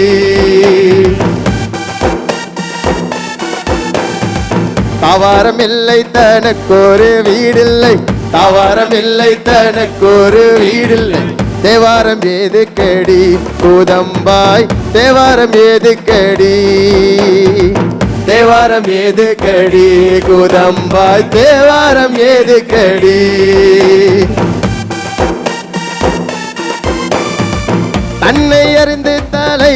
தாயை சேர்ந்தோர்க்கு தன்னை அறிந்து தலைவனை சேர்ந்தோர்க்கு பின்னாசை எதுக்கடி கூதம்பாய் பின்னாசை எதுக்கடி பின்னாசை எதுக்கடி கூதம்பாய் பின்னாசை எதுக்கடி ஆண் சாதி பெண் சாதி ஆகும் மீறு சாதி வீண் சாதி மற்றவெல்லாம் கூதம்பாய் வீண் சாதி மற்றவெல்லாம் ஆண் சாதி பெண் சாதி ஆகும் மீறு சாதி வீண் சாதி மற்றவெல்லாம் கூதம்பாய் வீண் சாதி மற்றவெல்லாம். Thank you.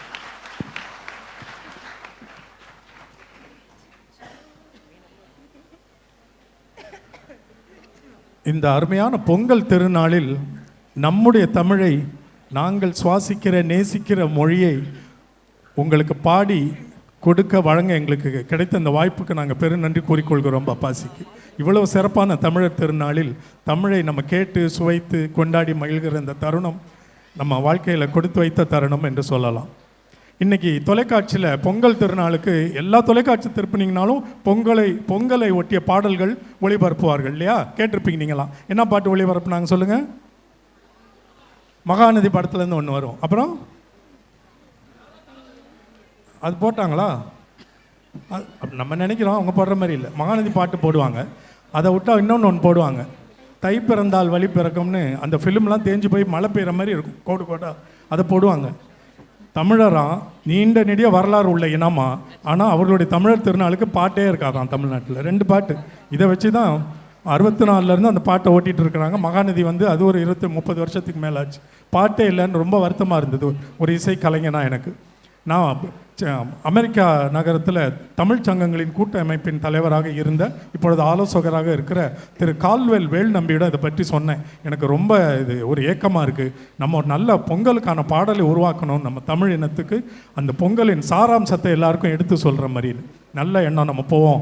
இது யார் எழுதுனா சிறப்பாக இருக்கும்னு உங்களுக்கே தெரியும். இதை யார் எழுத முடியும்னு நினைக்கிறீங்க? அதனால நேராக அவரிடம் போனோம். போய் சொன்னோன்னே இப்படி ஒரு எண்ணம் இருக்கிறதுனே அருமையான யோசனை வசந்தன், நல்ல பாடலை எழுதி விடுவோம்னாரு கவியரசு வைரமுத்து அவர்கள். அட்டகாசமாக ஒரு பாட்டு எழுதி கொடுத்தாரு. இப்போ அந்த பாடலை பாட போகிறோம், கேளுங்க அந்த வரிகளை. ஒரு பொங்கல் பாடல் இவ்வளவு ஆழ்ந்து ஆராய்ந்து நம்ம தமிழினத்தின் அந்த சாரை அப்படியே கொடுத்துருப்பார். அட்டகாசமாக இருந்துச்சு. அதுக்கு நான் அதை இசையமைத்து உருவாக்கிய இந்த தை பொங்கல் பாடலை, தமிழர் திருநாள் பாடலை உங்களுக்காக நாங்கள் வணங்குகிறோம். நன்றி கால்வெல் வேல் நம்பி, நன்றி கவியரசு ஐயா.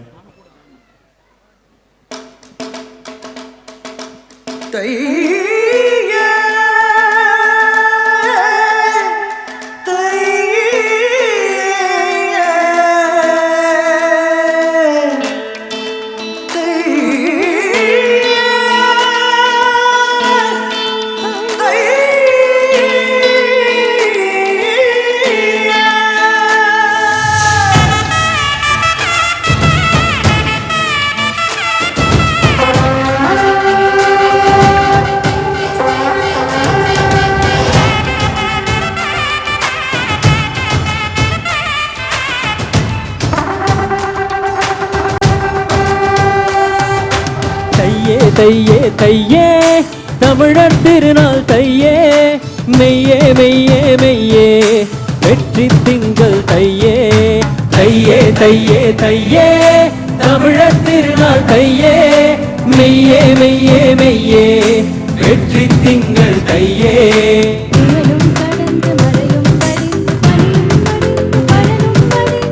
கையில் நான் காசு முழங்கும் வெயில் மாதம் தையே.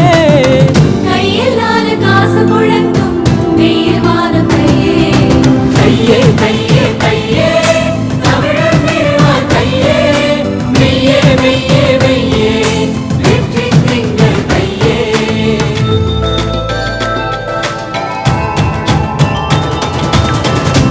தந்தானானே நானே நானே, தந்தானானே நானே நானே, தந்தானானே நானே நான், தந்தானானே நானே நான். மண்ணகம் விண்ணகம் பெண்ணகம் என்ற 3 இணைத்தவன் தமிழன்.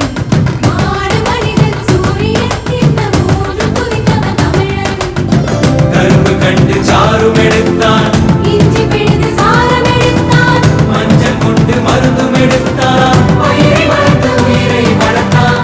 ஆதி முதலாய் இயற்கை வாழ்க்கை 5 நிலங்கள் வாழ்க்கை ஆணும் பெண்ணும் அன்பின் சேர்க்கை அறத்தின் வாழ்வே எங்கள் வேட்கை ஆதி முதலாம் இயற்கை வாழ்க்கை ஐந்து நிலங்கள் வகுத்த வாழ்க்கை ஆணும் பெண்ணும் அன்பின் சேர்க்கை அறத்தின் வாழ்வே எங்கள் வேட்கை வாணிபடியே போராட்டம் வாழ்வே எங்கள் கொண்டாட்டம் வாணிபடியே போராட்டம் வாழ்வே எங்கள் கொண்டாட்டம் ஏலே கோவிந்தா, காலைக்கு தண்ணி காட்டு, நேரம் ஆச்சு விரசா ஏற போட்டு, மாட்டை அன்பா அடிச்சு ஓட்டு, மலைச்சா பாடு ஒரு பாட்டு.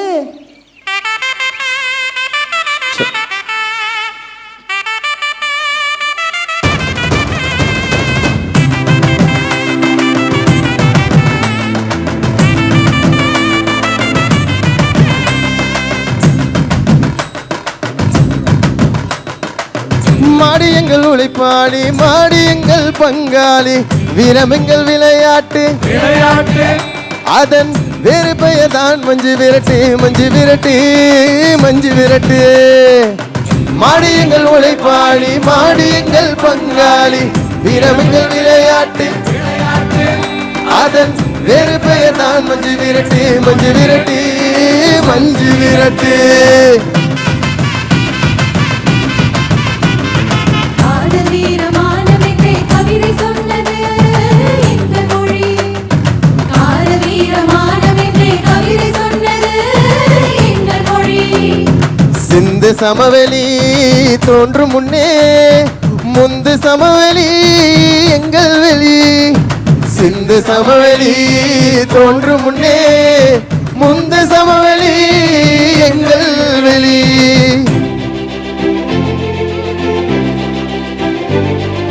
சிறு சிறு சிறுமிகள் குறு குறு சிறுவர்கள் விறு விறு விறுவென ஓடி வர சின்ன குமரிகள் செல்வத்தரசிகள் வண்ணப் பனிமலர் சூடி வர மங்கள மங்கள மங்களம் என்றே பொங்கிய பானைகள் பாடி வர பொங்கலோ பொங்கல் பொங்கலோ பொங்கல் பொங்கலோ பொங்கல் பொங்கலோ பொங்கல் பூமி வாரும் ஓசையிட கட்டுத் தறிகள் விட்டுத் தாவிய கன்றுகள் போல் மனம் துள்ளுகவே கையின் பெருமை தமிழன் அருமை வையம் அளந்து வாழியவே வையம் அளந்து வாழியவே வையம் அளந்து வாழியவே வையம் அளந்து வாழியவே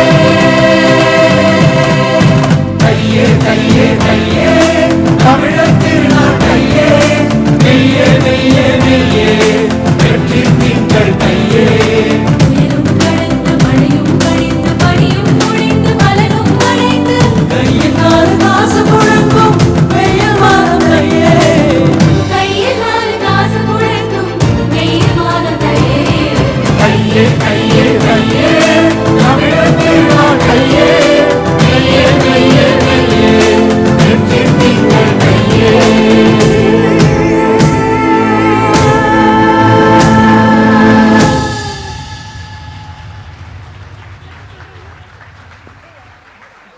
உலகத்திலேயே அதிகம் பாடப்படுகிற பாடல் எதுங்க? which is the most sung song in the entire world across any language. Happy birthday song நம்ம நிகழ்ச்சி முன்னாடியே வந்து பார்த்துருப்பீங்க போல இருக்கு. இல்லை அது மகிழ்ச்சி தானே எங்களுக்கு, திரும்ப திரும்ப கேட்டால் தங்கும்ல. சரி, ஹாப்பி பர்த்டே பிறந்தநாள் வாழ்த்து பாட்டு இருக்குல்ல, ஹாப்பி பர்த்டே டு யூ, அதுதாங்க உலகத்திலேயே அதிகம் பாடப்படுகிற பாடல். கின்னஸும் சொல்லுது. இப்போ நீங்கள் போய் எந்த ஏஐ சைட்டில் செக் பண்ணால் கூட உங்களுக்கு தெரிஞ்சிடும். அந்த பாடலை எல்லாரும் உலகம் முழுக்க இவ்வளவு பரவலாக பாடுறதுக்கு என்ன காரணம்னு நீங்கள் நினைக்கிறீங்க? பிறந்த எல்லாத்துக்கும் பிறந்த நாள் வந்து தான் ஆகும், பாடி தான் ஆகணும். இது ரொம்ப குறும்பாடல், எளிமையான பாடல், ஒரே வரி தான், happy birthday to you, happy birthday to you, happy birthday to you. அதனால் எல்லாருக்கும் பாட எளிதாக இருக்கும். ஆமாம், இப்போ நம்ம ஊரில் இந்த பாட்டு எங்கே ஏற்றப்பட்டதுன்னு உங்களுக்கு தெரியுமா? எந்த நாட்டில் ஏற்றப்பட்டது, எந்த மொழியில்? இங்கிலாண்டில். இங்கிலீஷ்காரன் இல்லையா, அவன் பிள்ளைங்களுக்கு வாழ்த்துறதுக்கு பாடினான். ஆனால் தமிழ்நாட்டிலையும் 2600 ஆண்டுகளுக்கு முன்னாடி மொழிக்கு இலக்கணம் எழுதிய தொல்காப்பியரை கொண்டு இருக்கிற மொழியும் இங்கிலீஷில் தான் பாடுது. இல்லை, நம்ம பிள்ளைக்கு இன்றைக்கி வரைக்கும் நம்ம பிள்ளைகளுக்கும் பேர பிள்ளைகளுக்கும் இங்கிலீஷ் ஹாப்பி பர்த்டே போட்டு தான் வாழ்த்து சொல்லிகிட்டு இருக்கோம். இது அவன் கேட்டால் மகிழ்வான். அது பாவம் ஏதோ பெரிய பழைய மொழியாம், அதனால் ரொம்ப பழசாக போயிருச்சு போல இருக்கு, மறந்துட்டாங்க, அதனால் நம்ம மொழி இரவல் பாட்டு தான் பாடிட்டு இருக்காங்கன்னு அவன் சந்தோஷப்படுவான். ஆனால் நமக்கு கொஞ்சம் ஒரு நாணம் இருக்கணும்ல. இவ்வளோ பழமையான மொழின்னு சொல்கிறோம், நம்ம மொழியில் நம்ம பிள்ளைகளுக்கு பாடி பிறந்தநாள் வாழ்த்து பாட்டை உருவாக்கலையே அப்படின்னு குற்றம் கண்டுபிடிக்காமல் நாங்கள் அதுக்கு தீர்வு சொல்லி நாங்கள் எளிமையாக ஒரு பாடல் உருவாக்கியிருக்கோம். இனிமேல் தமிழ்நாட்டில் தமிழ் குடும்பங்களில் தமிழ் பிள்ளைகளுக்கு தமிழில் பிறந்தநாள் வாழ்த்து சொல்ல வேண்டும் என்று ஒரு எளிமையான குறும்பாடலை உருவாக்கி இருக்கிறோம். கேளுங்க, உங்களுக்கு இது எங்களுடைய யூடியூப் சேனலில் இருக்குது, எல்லா இடங்கள்லையும் இருக்குது. நீங்கள் உங்கள் குழந்தைகளுக்கு இதை முதல்ல போட்டுட்டு அப்புறம் எந்த மொழியில் வேணாலும் பாடிக்கலாம் இல்லையா? இப்போ இந்த இந்த ஜனவரி மாதம் 2026 இந்த ஜனவரி மாதம் முழுக்க தங்களுடைய பிறந்த நாட்களை கொண்டாடுகிறவர்கள் எழுந்து நில்லுங்க. உங்களை நாங்கள் தமிழில் பாடி வாழ்த்த போகிறோம். உங்கள் வாழ்க்கையில் இது வரைக்கும் கிடைக்காத ஒரு பிறந்தநாள் வாழ்த்து, தமிழில் யாரும் உங்களை வாழ்த்திருக்கவே முடியாது. எழுந்து நில்லுங்க. முதல் தேதியிலிருந்து 31ஆம் தேதி வரைக்கும் கடைசி வரையில் நிற்கிறவங்க, அங்கே நிற்கிறவங்க யாராவது இருந்தீங்கன்னா கை தூக்குங்க. உங்கள் கை பார்க்குற 2 கை 3, பின்னாடி விளக்கு கம்பத்துக்கிட்ட ஒரு 5 கை ஆடுது, பரவாயில்ல, எல்லாம் அப்படியே நில்லுங்க. உங்களுக்காக தமிழ் பிறந்தநாள் வாழ்த்து பாடல்.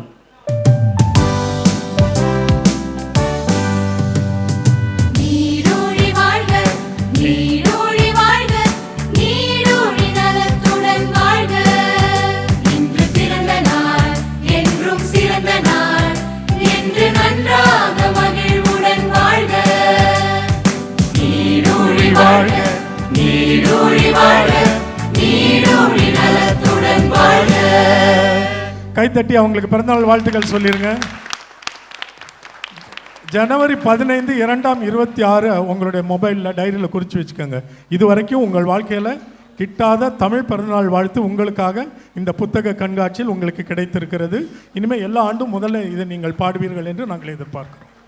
நிறைவு பாடலுக்கு வந்து விடுகிறோம். அதற்கு முன்னால் இந்த வாய்ப்பை, இந்த மேடையை அமைத்து தந்து இந்த தமிழை இசையின் வழியாக எல்லாருக்கும் கொண்டு போய் சேர்த்து விட முடியாதா என்கிற ஏக்கத்தோடும் ஆதரவோடும் இந்த வாய்ப்பை நல்கிய பப்பாசி தலைவர், செயலாளர், உறுப்பினர், அந்த நிர்வாக குழு சேர்ந்தவர்கள் எல்லாருக்கும் எங்களுடைய மனமார்ந்த நன்றியை தமிழ் ஓசை குழுவின் சார்பாக தெரிவித்துக் கொள்கிறோம். கைத்தட்டி ஒரு முறை பப்பாசிக்கு நம்மளுடைய நன்றிகளை தெரிவித்துக் கொள்வோம். சென்ற ஆண்டும் இந்த மேடையில் நாங்கள் பாடினோம்.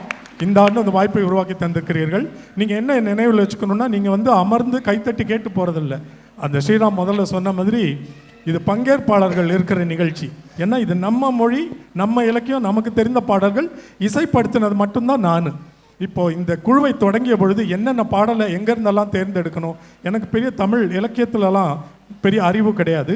பல தமிழ் ஆசிரியர்களை, அறிஞர்களை, ஆய்வாளர்களை சந்தித்து அந்த பாடலில் நாங்கள் எடுக்கிற பாடல்களில் அரசியலோ பக்தியோ இதையெல்லாம் தவிர்த்து நல்ல இலக்கிய சுவை உள்ள சமூக நெறி ஒரு கருத்துக்கள் உள்ள பாடல்களாக எடுக்கணும்னு பலருடைய அறிவுரையின் பேரில் இந்த பாடல்களெல்லாம் தேர்ந்தெடுத்து அதற்கு இசையமைக்கிறதுக்கு நான் ரொம்ப சிரமப்பட்டேன். நீங்கள் கேட்ட அத்தனை பாடல்களும் இந்த இலக்கியத்துக்கு நான் இசையமைத்து உருவாக்கிய மெட்டுகளும் இதுவும் தான்.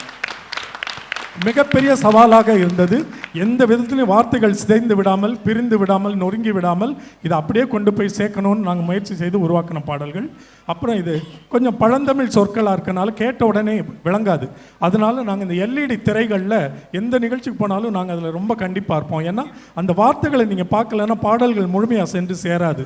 அந்த ஒத்துழைப்பை எங்களுக்கு தந்ததுக்காக பப்பாசிக்கு நன்றி கூறிக்கொள்கிறோம். நாங்கள் எங்களுடைய நிகழ்ச்சிகளில் மேடையின் இடதுபுறமும் வலதுபுறமும் 2 திரைகள் வச்சு இந்த வரிகளை நாங்கள் காட்டுவோம். இங்கே இது இருந்தனால நாங்கள் பயன்படுத்திக்கிட்டோம். இதுவும் எங்களுக்கு பெரிதும் அளவில் உதவியது. இந்த நிகழ்ச்சியை எங்களுக்கு இந்த நிகழ்ச்சியில் பாடுகிற இந்த பிள்ளைகள் எல்லாம் ஆளுக்கு வெவ்வேறு தொழிலை சேர்ந்தவர்கள். சிலருக்கு இசை முழுநேர தொழில் இருந்தாலும் நாங்கள் எல்லாரும் இந்த இவ்வளவு பெரிய தமிழ் சேவையை ஒவ்வொரு வாரமும் கடுமையாக பயிற்சி செய்து உழைத்து தங்களுடைய நேரத்தை செலவழித்து இலவசமாக நமக்கு பாடிக்கொண்டிருக்கிற பிள்ளைகள் இவர்களுக்கு உங்களுடைய பாராட்டுகளை ஒரு முறை தெரிவித்து விடுங்கள். இவர்களை நான் அறிமுகப்படுத்தி வச்சிடுறேன். ஆண்கள் அவங்கள்லேருந்து வசந்த் கையை உயர்த்தி காமிச்சிரு, அவங்களுக்கு மாலிக், கௌதம், சாமியல் தன்ராஜ், ஸ்ரீராம் எல்லா மேடைகள்லையும் ரொம்ப அழகாக தமிழ் பேசுவார், உறக்க பேசுவார், உணர்ச்சி வசப்பட்டு பேசுவார். இன்றைக்கி கூடுதலாக கொஞ்சம் உணர்ச்சி வசப்பட்டார். என்ன காரணம்னா அவருக்கு இந்த வாரம் திருமண நிச்சயம் ஆயிருக்கு.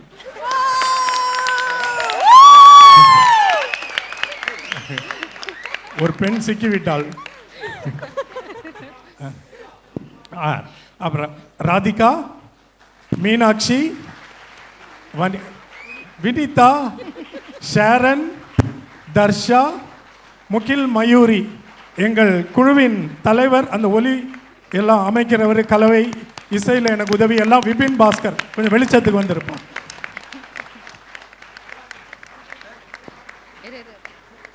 இதுதான் விபின் பாஸ்கர், உதவி இசையமைப்பாளர், ஒலி எல்லாம் பொறுப்பாக எடுத்துக்கொள்கிறவர், எல்லா பாடல்களையும் ஒலி கலவை செய்தவர். இவருடைய மனைவி தான் அந்த முகில் மயூரி, அங்கே நின்று பாடிட்டு இருக்காங்க. நல்லா இருந்த பொண்ணு இப்போ இன்னும் நல்லா இருக்கான்னு சொல்ல வரேன். ஏன் சந்தேகப்படுறீங்க? கானா பாடல்களை பாடுகிற சிவா, இவருடைய குரல் வளத்தை நீங்கள் பார்த்துருப்பீங்க, கேட்டீங்க. தஞ்சை செல்வி, நாட்டுப்புற பாடல்கள் பாடுகிற கலைஞர். இடையில கொஞ்ச நாள் இவருக்கு உடல்நிலை சரியில்லாமல் அதெல்லாம் சமூக வலைதளங்களில் பார்த்துருப்பீங்க. சிரமப்பட்டு எழுந்து வந்து நல்ல வேளை இவங்களுக்கு இது நடந்துச்சுன்னு நான் நினச்சேன். ஏன் தெரியுமா? முன்னாடி பாடினதை விட இப்போ இன்னும் அழகாக பாடுறாங்க. இவங்க யாருன்னா, நான் இந்த இவங்க திரைப்படத்தில் முதல்ல பின்னாடி பாடிக்க ஒரு பாடல் உங்களை அறிமுகப்படுத்தின. மைக்கை கொடுங்க. அது என்ன பாட்டு பாடினீங்க? அந்த பாட்டு உங்களுக்கு தெரியுமான்னு பார்ப்போம். ஜில்லா விட்டு ஜில்லா வந்த கதையனேயும் கேளையா, தூத்துக்குடி பொன்னையா, நான் தூத்துக்குடி பொன்னையா, தூத்துக்குடி பொன்னையா, என் கதையை கேளையா. முதல்ல நான் சொன்ன மாதிரி தான் தமிழோட சிறப்புகள் எவ்வளோ இருக்கு. எனக்கு பிடித்த சிறப்பு அப்படின்னு சொன்னீங்கன்னா சொல் வளம். என்ன சொல் வளம்? ஆங்கிலத்தில் ஒரு பெண்ணை நீங்கள் குறிப்பிடணும்னா உமன் அப்படின்னு சொல்லுவீங்களா? இது தமிழில் நீங்கள் அதை சொல்கிறதுக்கு 7 சொற்கள் இருக்குது. நீங்கள் உமன்னு சொல்லும்போது அவங்க எந்த வயதை சார்ந்தவர்கள்லாம் தெரியாது. ஆனால் தமிழில் பாருங்கள், பேதை, பெதும்பை, மங்கை, மடந்தை, அறிவை, தெரிவை, பேரிளம் பெண். தமிழில் அழகு என்ன தெரியுமா? 30 வயதை கடந்த பெண்ணுக்கு கூட பேர் இளம் பெண்ணுன்னு தான் பேர். அது மட்டுமா, ஆணுக்கும் இருக்குது. பாலன், மீளி, மரவோன், திரளோன், காளை, விடலை, முதுமகன். இந்த மாதிரி ஒரு சொல்வளம் வேற எந்த மொழியில நீங்கள் காட்ட முடியும்? சரி, இவ்வளவு சொல்வளம் இருக்கிற ஒரு தமிழ் மொழி அழியுமான்னு கேட்டால் ஆமாம். நீங்கள் பேசலைன்னா அழியும். பேசும் மொழி வாழும், பேசாத மொழி சாகும். தமிழோட சிறப்பு அதோட தொன்மையில் இல்லை, அதோட தொடர்ச்சியில் தான் இருக்குது. அந்த சிறப்பு தொடர தமிழை பேசுவோம், தமிழால் இணைவோம், தமிழால் உயர்வோம். புரட்சி கவிஞர் பாரதிதாசனின் சங்கே முழங்கு சென்னை புத்தக கண்காட்சியில் இங்கே முழங்கும்.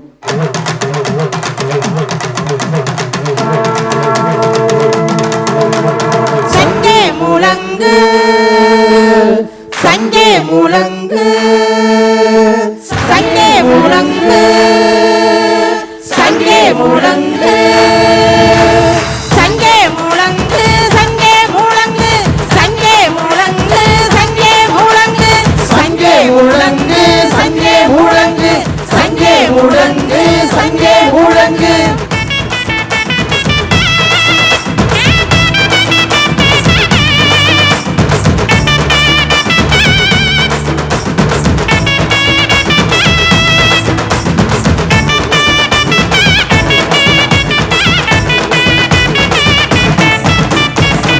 எங்கள் வாழ்வும் எங்கள் வளமும் மங்காத தமிழ் என்று சங்கே முழங்கு, சங்கே முழங்கு, சங்கே முழங்கு.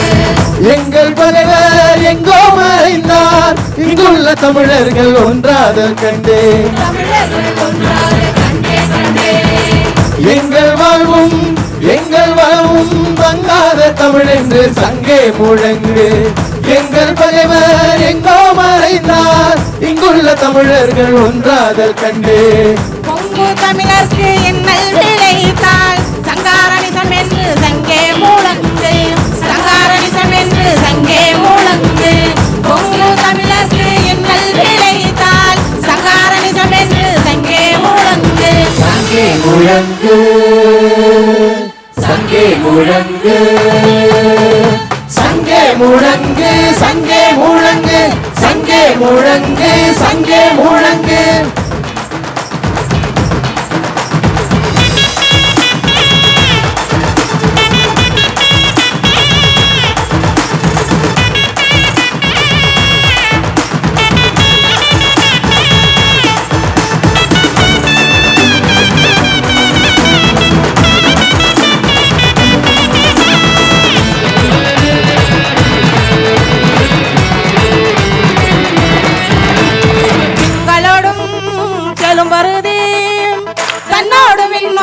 உடுக்களடும் மங்குடல் இவற்றோடும் பிறந்த தமிழோடு பிறந்தோர் நாங்கள். திங்களோடும் செல்வருதி தன்னோடும் என்னோடும் உடுக்களடும் மங்குடல் இவற்றோடும் பிறந்த தமிழோடு பிறந்தோர் நாங்கள். ஆண்மை சிங்கத்தின் கூட்டம் என்றும் சிறியோர்க்கு ஞாபகம் செய் முழங்கு சங்கே. ஆண்மை சிங்கத்தின் கூட்டம் என்றும் பெரியோர்க்கு ஞாபகம் செய் முழங்கு சங்கே சங்கே முழங்கு சங்கே முழங்கு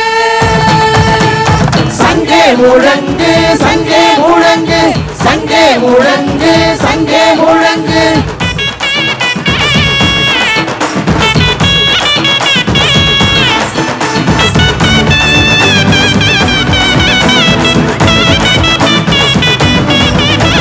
பெண் கொடுமை சாக்காட்டில் விளையாடும் தோழங்கள் வெற்றி தோள்கள் கங்கை போல் காவிரி போல் கருத்துகள் ஊறும் உள்ளம் எங்கள் உள்ளம் பெண் கொடுமை சாக்காட்டில் விளையாடும் தோழங்கள் வெற்றி தோள்கள் கங்கை போல் காவிரி போல் கருத்துகள் ஊறும் உள்ளம் எங்கள் உள்ளம் பெண் குருதியாரில் கமழ்ந்து வீரம் செய்கின்ற தமிழங்கள் மூச்சாம் பெண் குருதியாரில் கமழ்ந்து வீரம் செய்கின்ற தமிழங்கள் மூச்சாம் சங்கே முழங்கு சங்கே முழங்கு சங்கே முழங்கு சங்கே முழங்கு சங்கே முழங்கு சங்கே முழங்கு எங்கள் வாழ்வும் எங்கள் வளமும் மங்காத தமிழ் என்று சங்கே முழங்கு எங்கள் பகைவர் எங்கோ மறைந்தார் இங்குள்ள தமிழர்கள் ஒன்றாதல் கண்டு பொங்கு தமிழர்க்கு இன்னல் விளைத்தால் சங்காரணிசம் என்று சங்கே முழங்கு சங்காரணிசம் என்று சங்கே முழங்கு பொங்கு தமிழர்க்கு இன்னல் விளைத்தால் சங்காரணிசம் என்று சங்கே முழங்கு சங்கே முழங்கு சங்கே முழங்கு சங்கே முழங்கு சங்கே